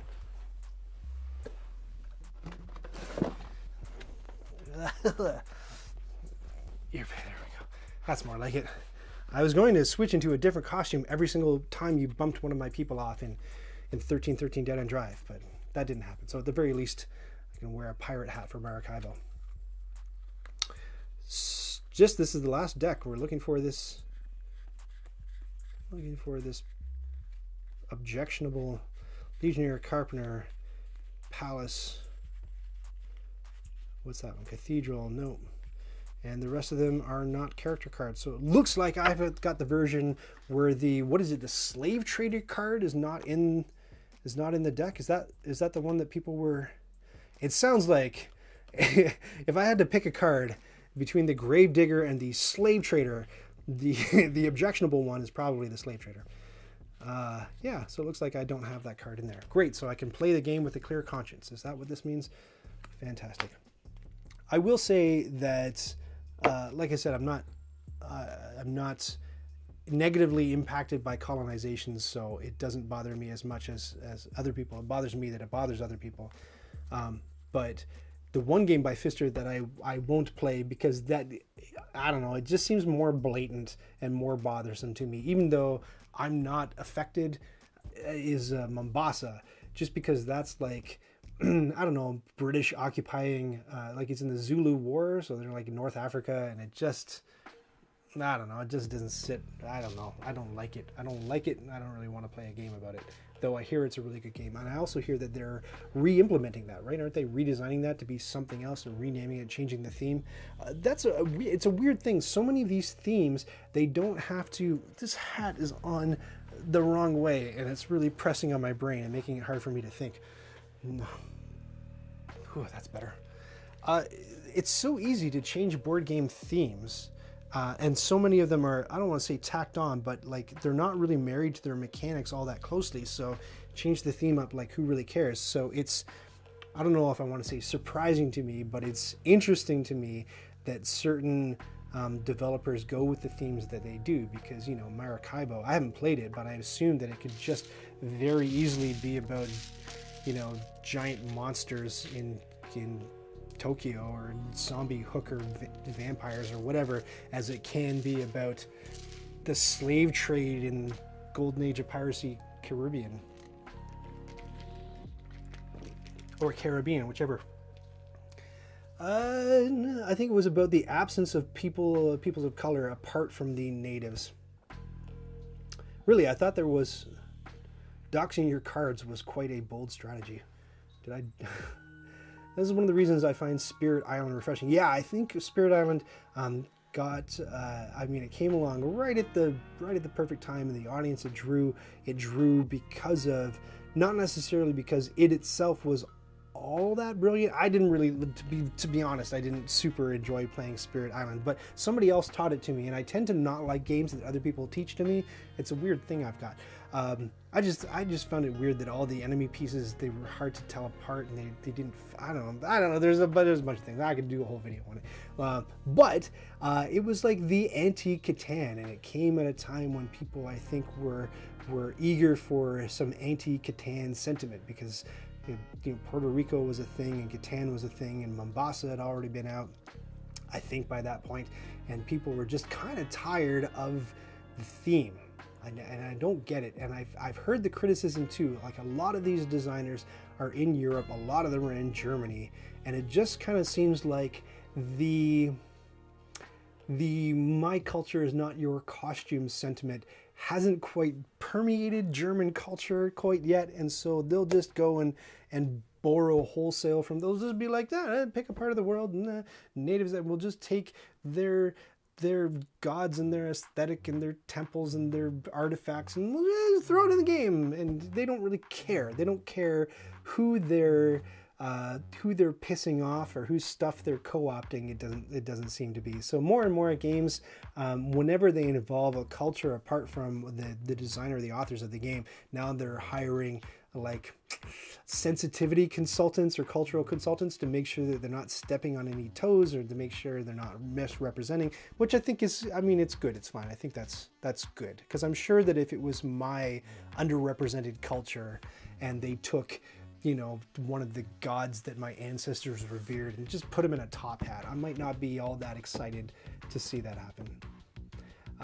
But man, oh man, should I tell you, I got and I continue to get flack on that Puerto Rico video. I didn't spend, like, the video is, I don't know, 15 minutes long, and for about 7 seconds in the video, I take like a light little jab at the whole, like, colonists as if kind of thing. Comments I get from people are just like, excuse me, I came here to see a how to play video, not a lecture on colonization. I didn't come here to see a super woke video, buddy. I'm like, wow, like, I barely said a thing, and I'd hardly consider myself woke. It's just wild to me. Wild. Sorry, I should catch up to what you guys are saying. If you want to do a colonist setting game, put it in space and it solves everything. It does, though. The uber woke among the woke are even picking on sci-fi and fantasy, especially for racism. And it's like Lord of the Rings is super racist. The idea is that you've got a group or species of people that is inherently, by their very nature, mean and ugly and evil and awful. And there's no redeeming thing about them, and so of course we can kill them, no problem. It's that kind of attitude, you know, that colonizers have. They go over and they're like, well, these are base people, they're evil, ugly, nasty people, there's nothing redeeming about them, it's okay if we wipe them out. So I don't know, it seems, I'm torn on it, right? I really like fantasy, I like Lord of the Rings, and it's hard to be critical of things that you really enjoy. I can understand the viewpoint.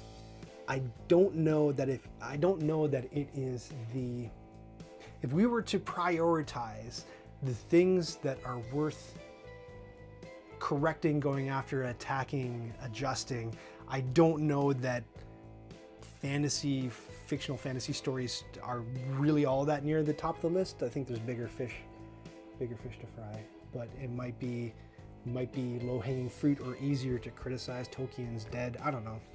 It might be easier to make people feel bad about the stuff they're enjoying than to actually go and take on people in power who are very actively and presently committing atrocities and perpetrating evil. Let me see, what else are you saying? Feel free to disagree with me too in chat. It's very difficult to teach. Oh, wait. New Frontiers. Oh yeah, New Frontiers is a colonizing game. You're saying that takes place in space. Yeah, I haven't played, but I have played Race for the Galaxy, and you're building a space empire, and I guess you're colonizing planets. So yeah, I see. It's very difficult to teach that game. I know a lot of people who feel that way. I love it. I taught myself. Are we talking about Maracaibo right now? Tough to teach. Like, I found Fister Man. He's got a lot of rules, right? Oh My Goods is tough to teach, and it's just a little card game, and it's part of the reason it's tough to teach is because, first of all, the rule book is translated, which isn't always great, and it's not always translated perfectly, and it's really scant, and I don't think it does a great job of explaining how the game works, which is why I made a video for it. Finally found it about halfway through. Asterisks, so you're either swearing or you're posting a link. Focus said if you want to throw that link up, just chuck it on the Discord. Where's my button? Go button, go. Yes. Throw it on the Discord in the public chat thing, and I'll find it. Are we talking about the meeple cutting thing? I hope so, because I'd love to see it. Poppy says, "Give me my little farm to tend in Germany, and I'm happy." Yeah, Germans, stick to farming. That's what you know. I love that joke. I don't know which joke. I try so many jokes, and so many don't work. Hey, at least they watched it. Yeah, at least they watched it. I don't know if they got to the part in the Puerto Rico video where I'm like, by the way, about colonization. They're like, no, stop a button, unsubscribe, close browser, jump out a window. Hopefully, I don't know. Also, not super good female representation in Lord of the Rings. You ain't kidding, eh? Just the pretty elf ladies who come out for romantic intrigue. Absolutely. I mean, the counterpoint to that, of course, that shuts that argument right down is Eowyn. Now what are you going to do? But yes, who's the sexy elf lady that Strider falls in love with? She's just kind of like there or whatever. But I think in his other stuff, I think women have more of a role. If you read like the Silmarillion, excuse me, but Lord of the Rings and the Hobbit, they're just for the boys. About the boys, I mean. I posted a link from Panda Manufacturing. The meeples are about halfway through. Thank you so much for that. Appreciate that. Poppy says, I don't think there's a good comparison between Lord of the Rings and colonization. No, not Lord of the Rings and colonization. Lord of the Rings and racism. In that you have a race of peoples, so the orcs, that are irredeemable. You know, one thing that I never got, we're talking a lot about 80s pop culture and stuff. As a kid, I never understood the motives of a villain. And Murky Dismal is a good example from Rainbow Bright. Never didn't think you'd be hearing the name Murky Dismal this morning. Or like No Heart from the Care Bears. There are a bunch of villains like that. I forget the villain's name in Teddy Ruxpin, but all these villains, their goal, they're like, bah, I hate flowers, and like I hate color. It's like Rainbow Bright's all about color, so of course her villain has to be anti-color. And I just thought, like, this is dumb. Like, what villain? Like, if you watch Rainbow Bright, it's a good show, I'm gonna say. It's quite good. It was one of the few examples of like a serialized show that had continuity. Teddy Ruxpin also had continuity. G.I. Joe, I never saw it. But what else? Glowworm also had continuity. So I love these act like, you know, you could follow the plot along and they went somewhere. Love that.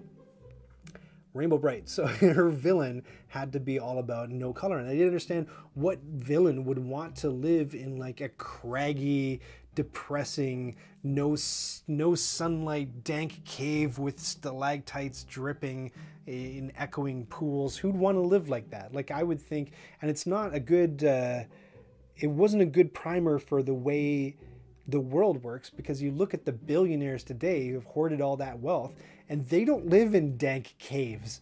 They live on luxury super yachts. I think that's a way more honest, you know, expression of wealth and power, is to have nice opulent things around you than, you know. So it got a little bit better decades later with like the Hunger Games, where they're living in, you know, the one opulent state, and they drain resources from all the surrounding states to the point where all the other people starve.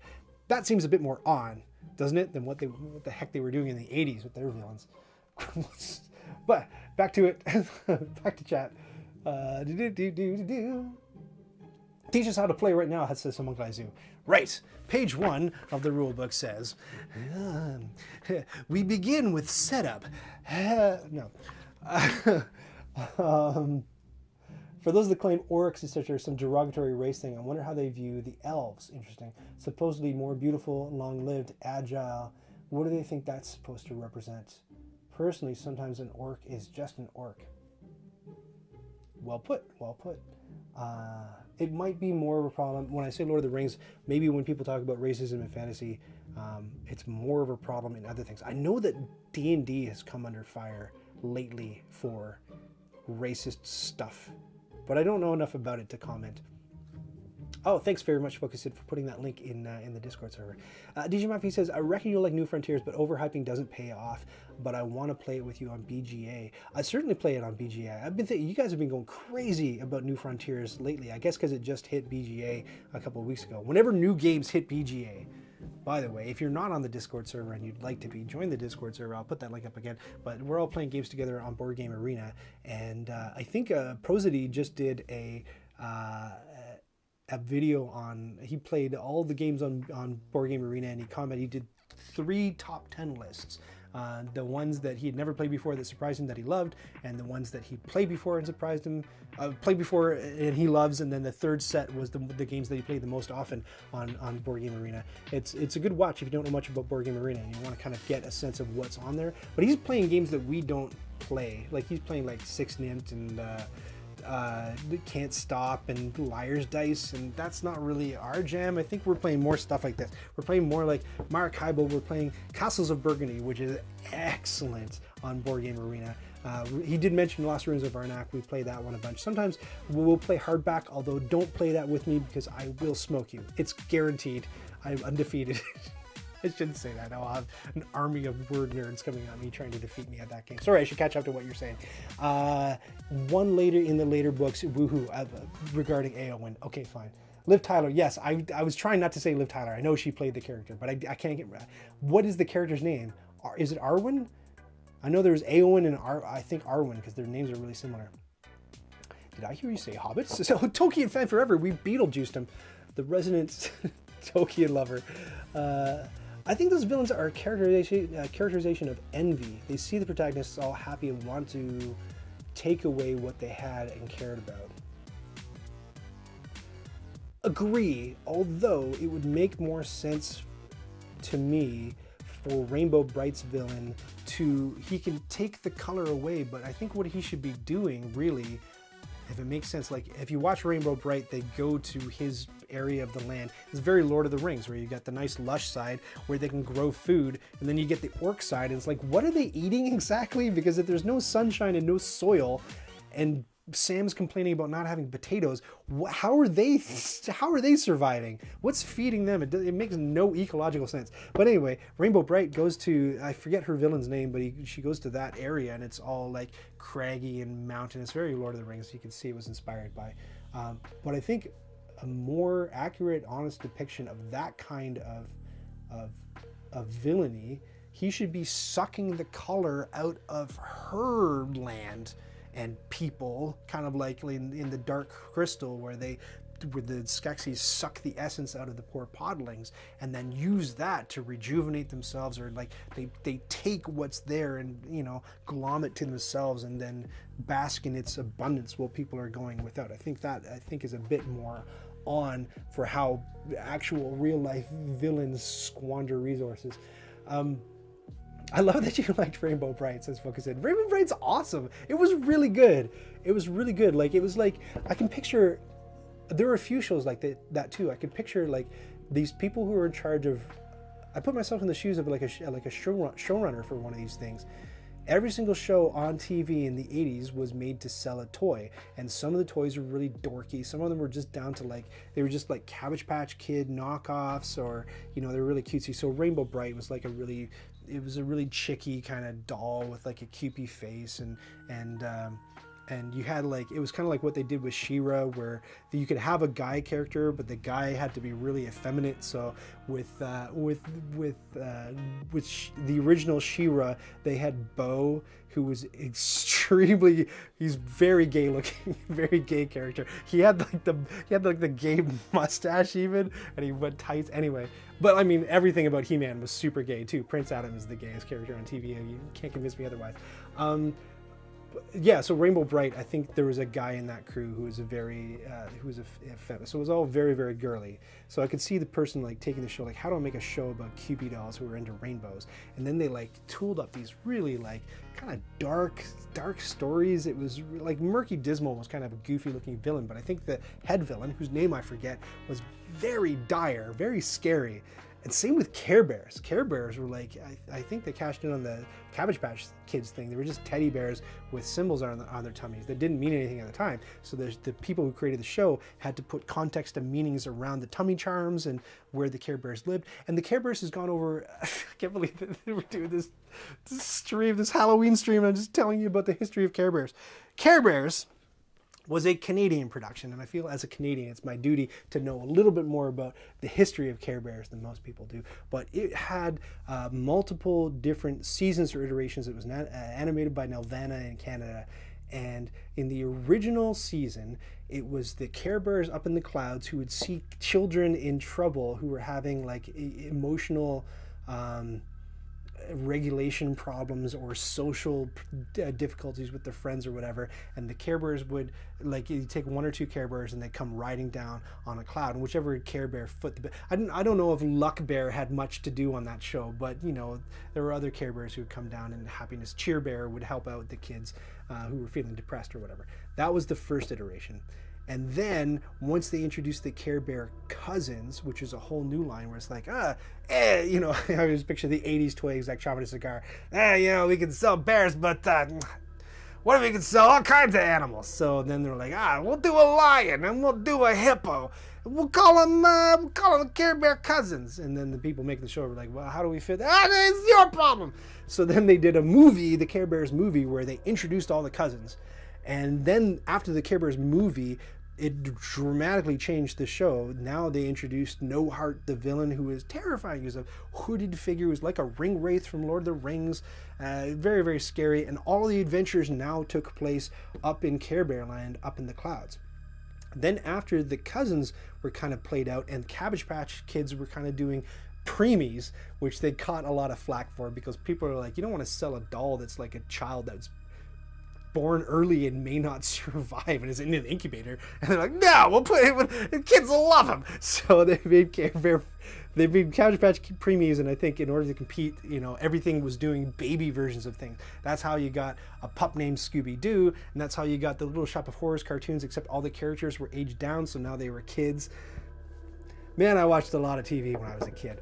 Stick with me. So the Care Bears were like, oh man, we need like baby Care Bears. So then they did the Care Bear Cubs, Hugs and Tugs, and they had their granny character. And then the show just became like, is all about the adventures of stupid, who cares, Hugs and Tugs, who gives a crap, because they're annoying. And it was kind of like, I think the sentiment when Elmo kind of took over like half of Sesame Street. People were like, I don't give a crap about Elmo, I want to see other characters. So all of the adult Muppets from yammering, all of the adult Muppets from Sesame Street were like phased out, and they kept getting scaled down younger and younger and younger. Like Big Bird was 3 and then he turned 4 on the show, but they all got younger and younger and younger to the point where you had like Zoe, and then you had Elmo, which is the most childlike character they could get. But out the door went characters like Sully and Telly Monster, all these, like Telly Monster, I don't know how old he was supposed to be, but he was like in his 30s.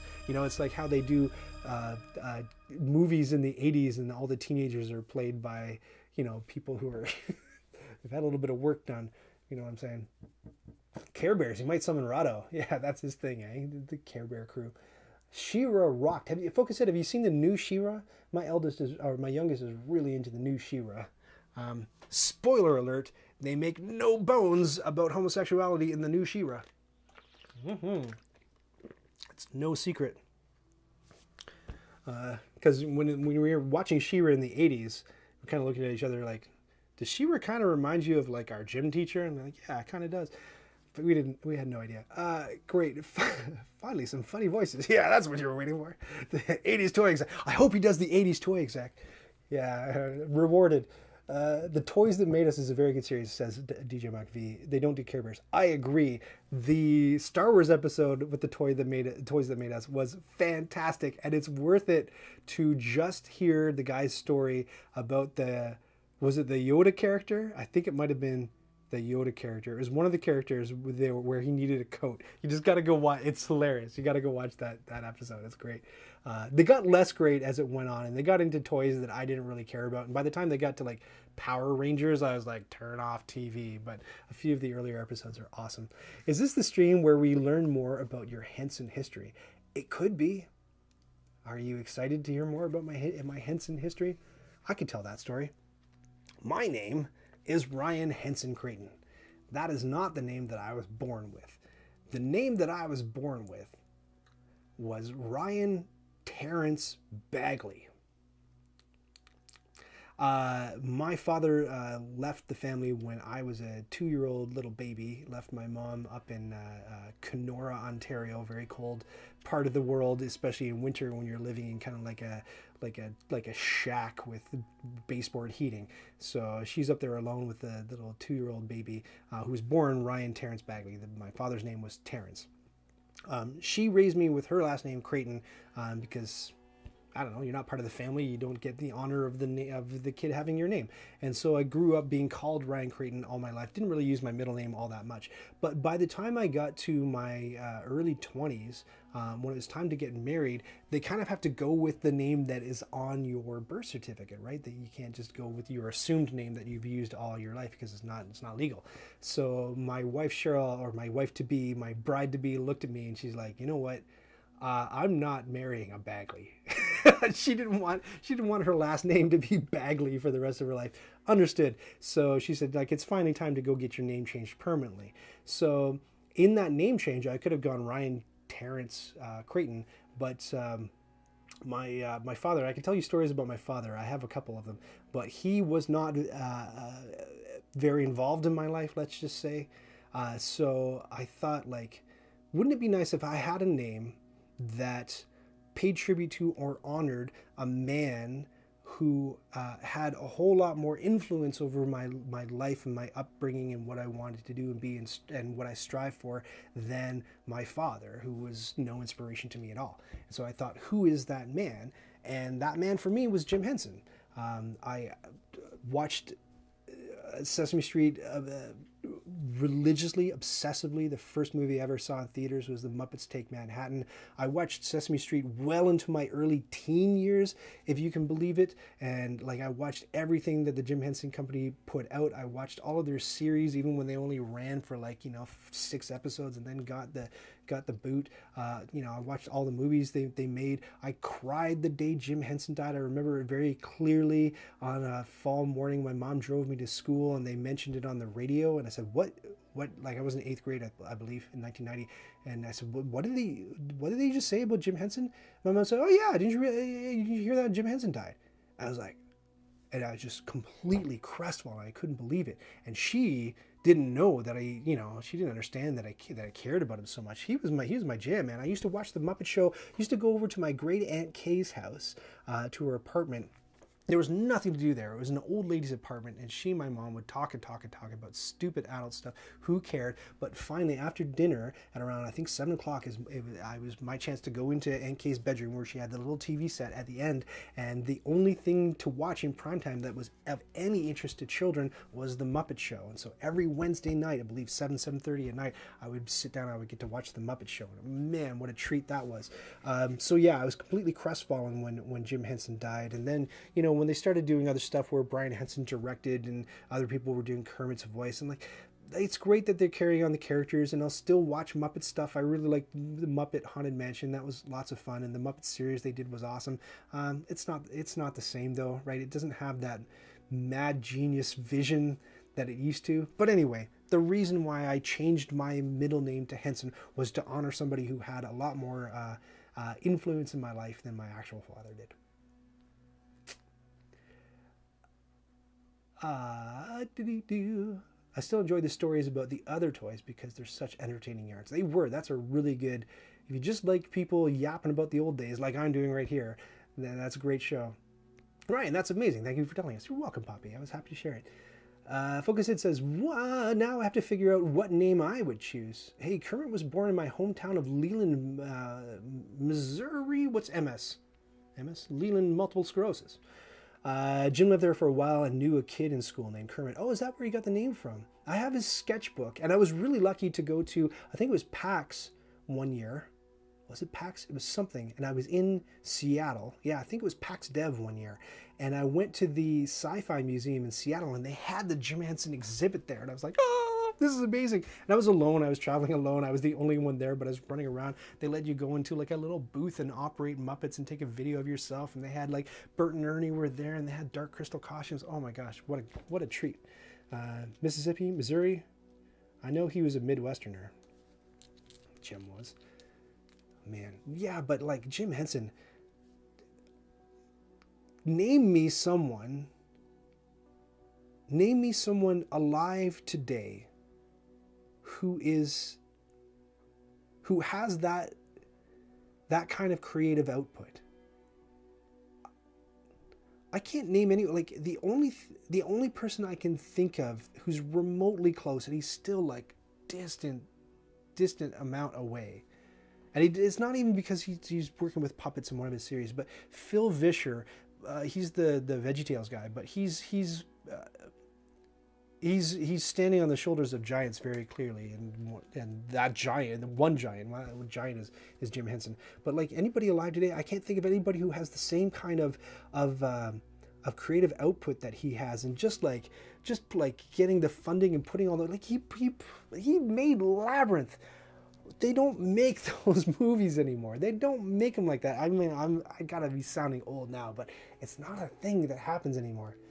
Yeah, alive today. Give me a creator who's alive today who is just like that prolific, that inspirational, that experimental, that risky. It blows my mind. I'd love to hear it. Yeah, he was. They don't come along very often. He was really special. I'm getting sad now. Tim Minchin.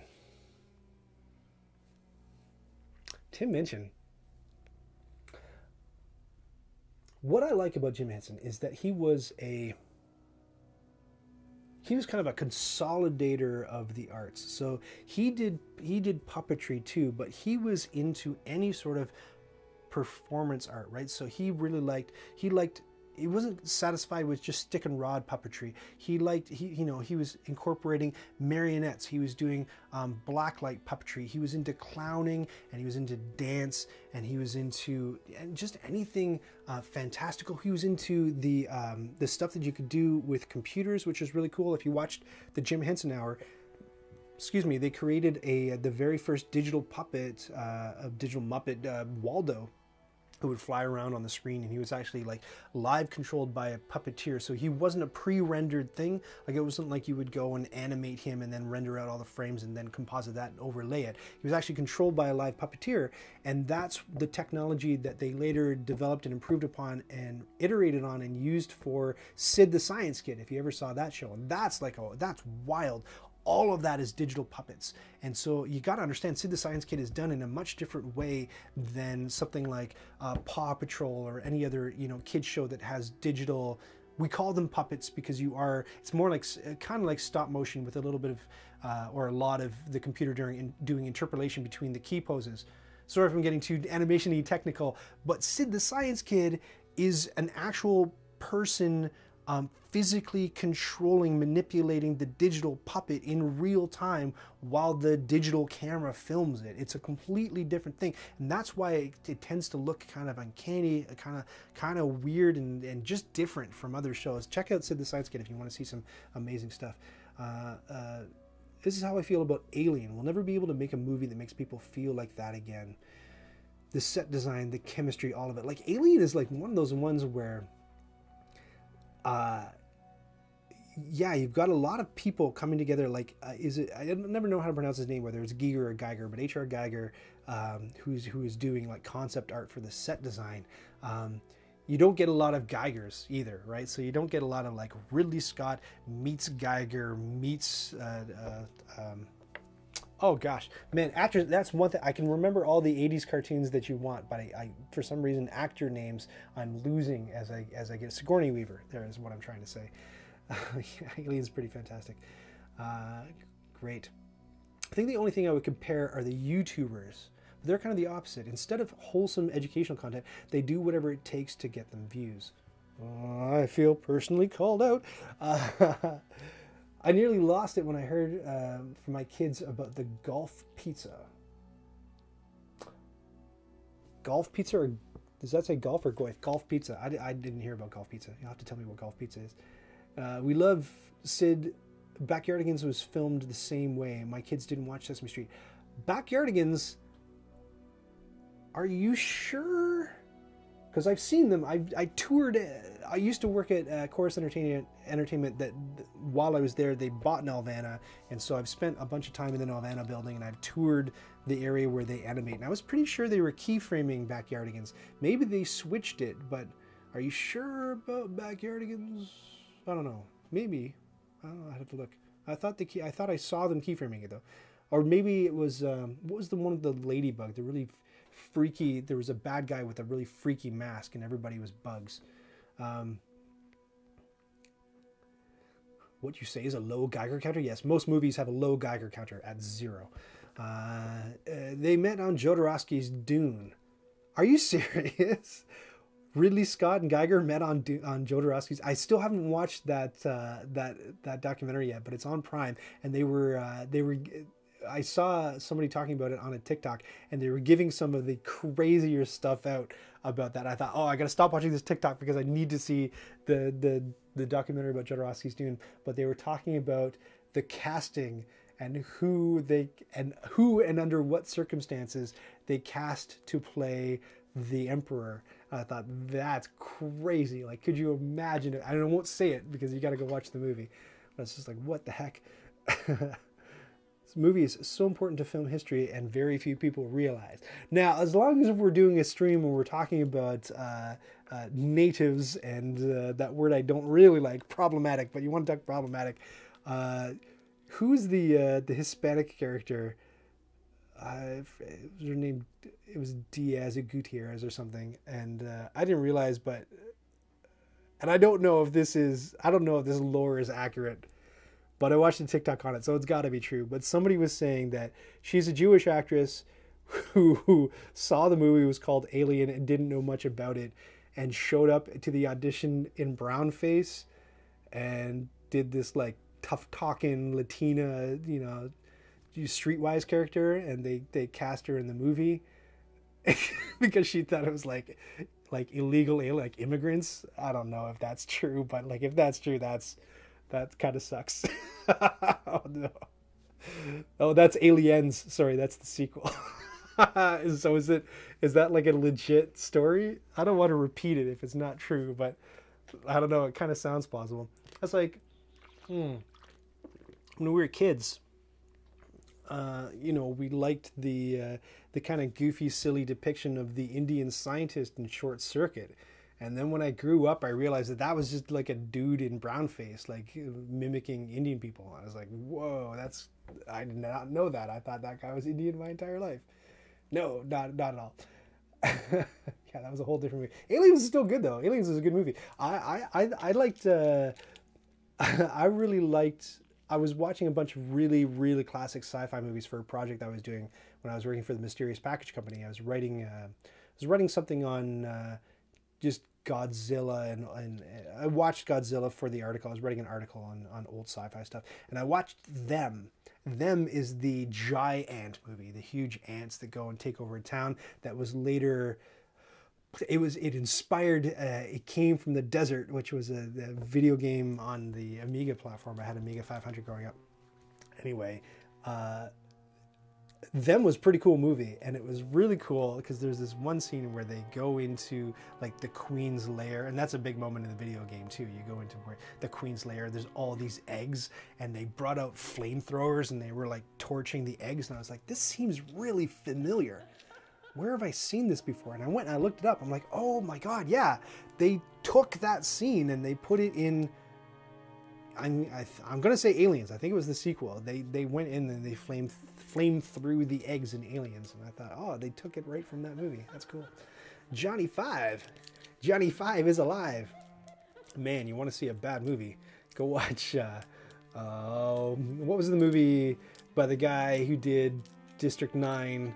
South African guy that starred the South African band Chappie, that's what I'm thinking of. Chappie, man, was like, I don't know, take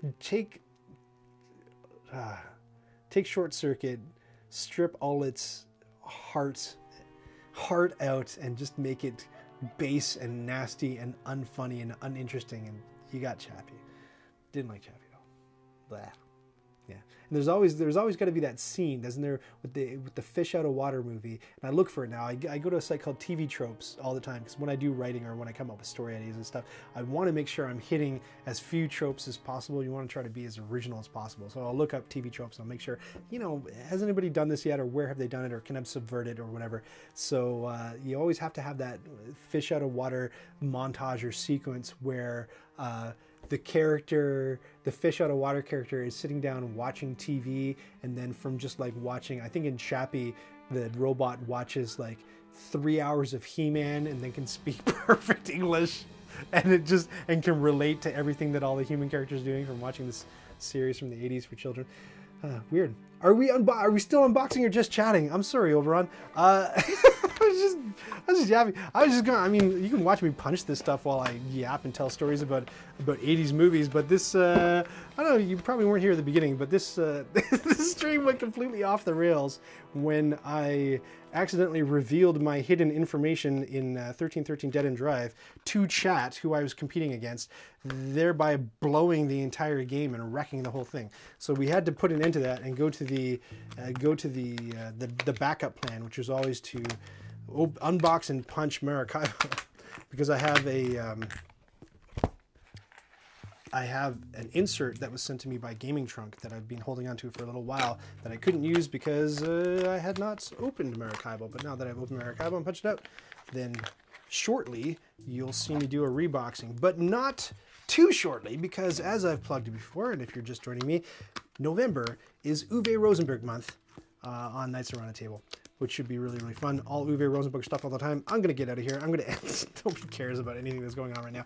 I wouldn't either, but I will plug Uwe Rosenberg month, and I believe that this weekend, this Saturday night, I am going to play Wingspan, the digital version of Wingspan, and I have a couple of copies to give away. We're going to be trying to play it with the Halloween background, so if you would like a copy of Wingspan on Steam, the developers Monster Couch have been gracious enough to send me a couple of codes. So join me for that. Please let me know, anybody in chat, if you have any last words, any knowledge to impart about Rainbow Bright, or the Punky Brewster's Challenger Space Shuttle episode, or Emmanuel Lewis being menaced by street thugs, or street thug Latina characters being put into aliens by mistake. Oh boy, did we ever cover a lot of territory in this stream, didn't we? Let me know. Otherwise, oh, from Wikipedia, here we go. Goldson's first film was in James Cameron's Aliens, 1986, as the Hispanic character Private First Class Jeanette Vasquez. Vasquez, it was not Gutierrez, it was Vasquez. Due to its title, she initially thought the film was about immigration and arrived at her audition for the part of a tough-as-nails space marine in short skirt and high heels. Exactly, so it is true. It was not apocryphal. Bye, everyone. Bye, Focusid. Thanks so much for that link. I'll go check that out in a second. Yeah, join me in the next stream. Apologies about this one, but I'll leave you with the same old thing, and I'll see you, you know, next time.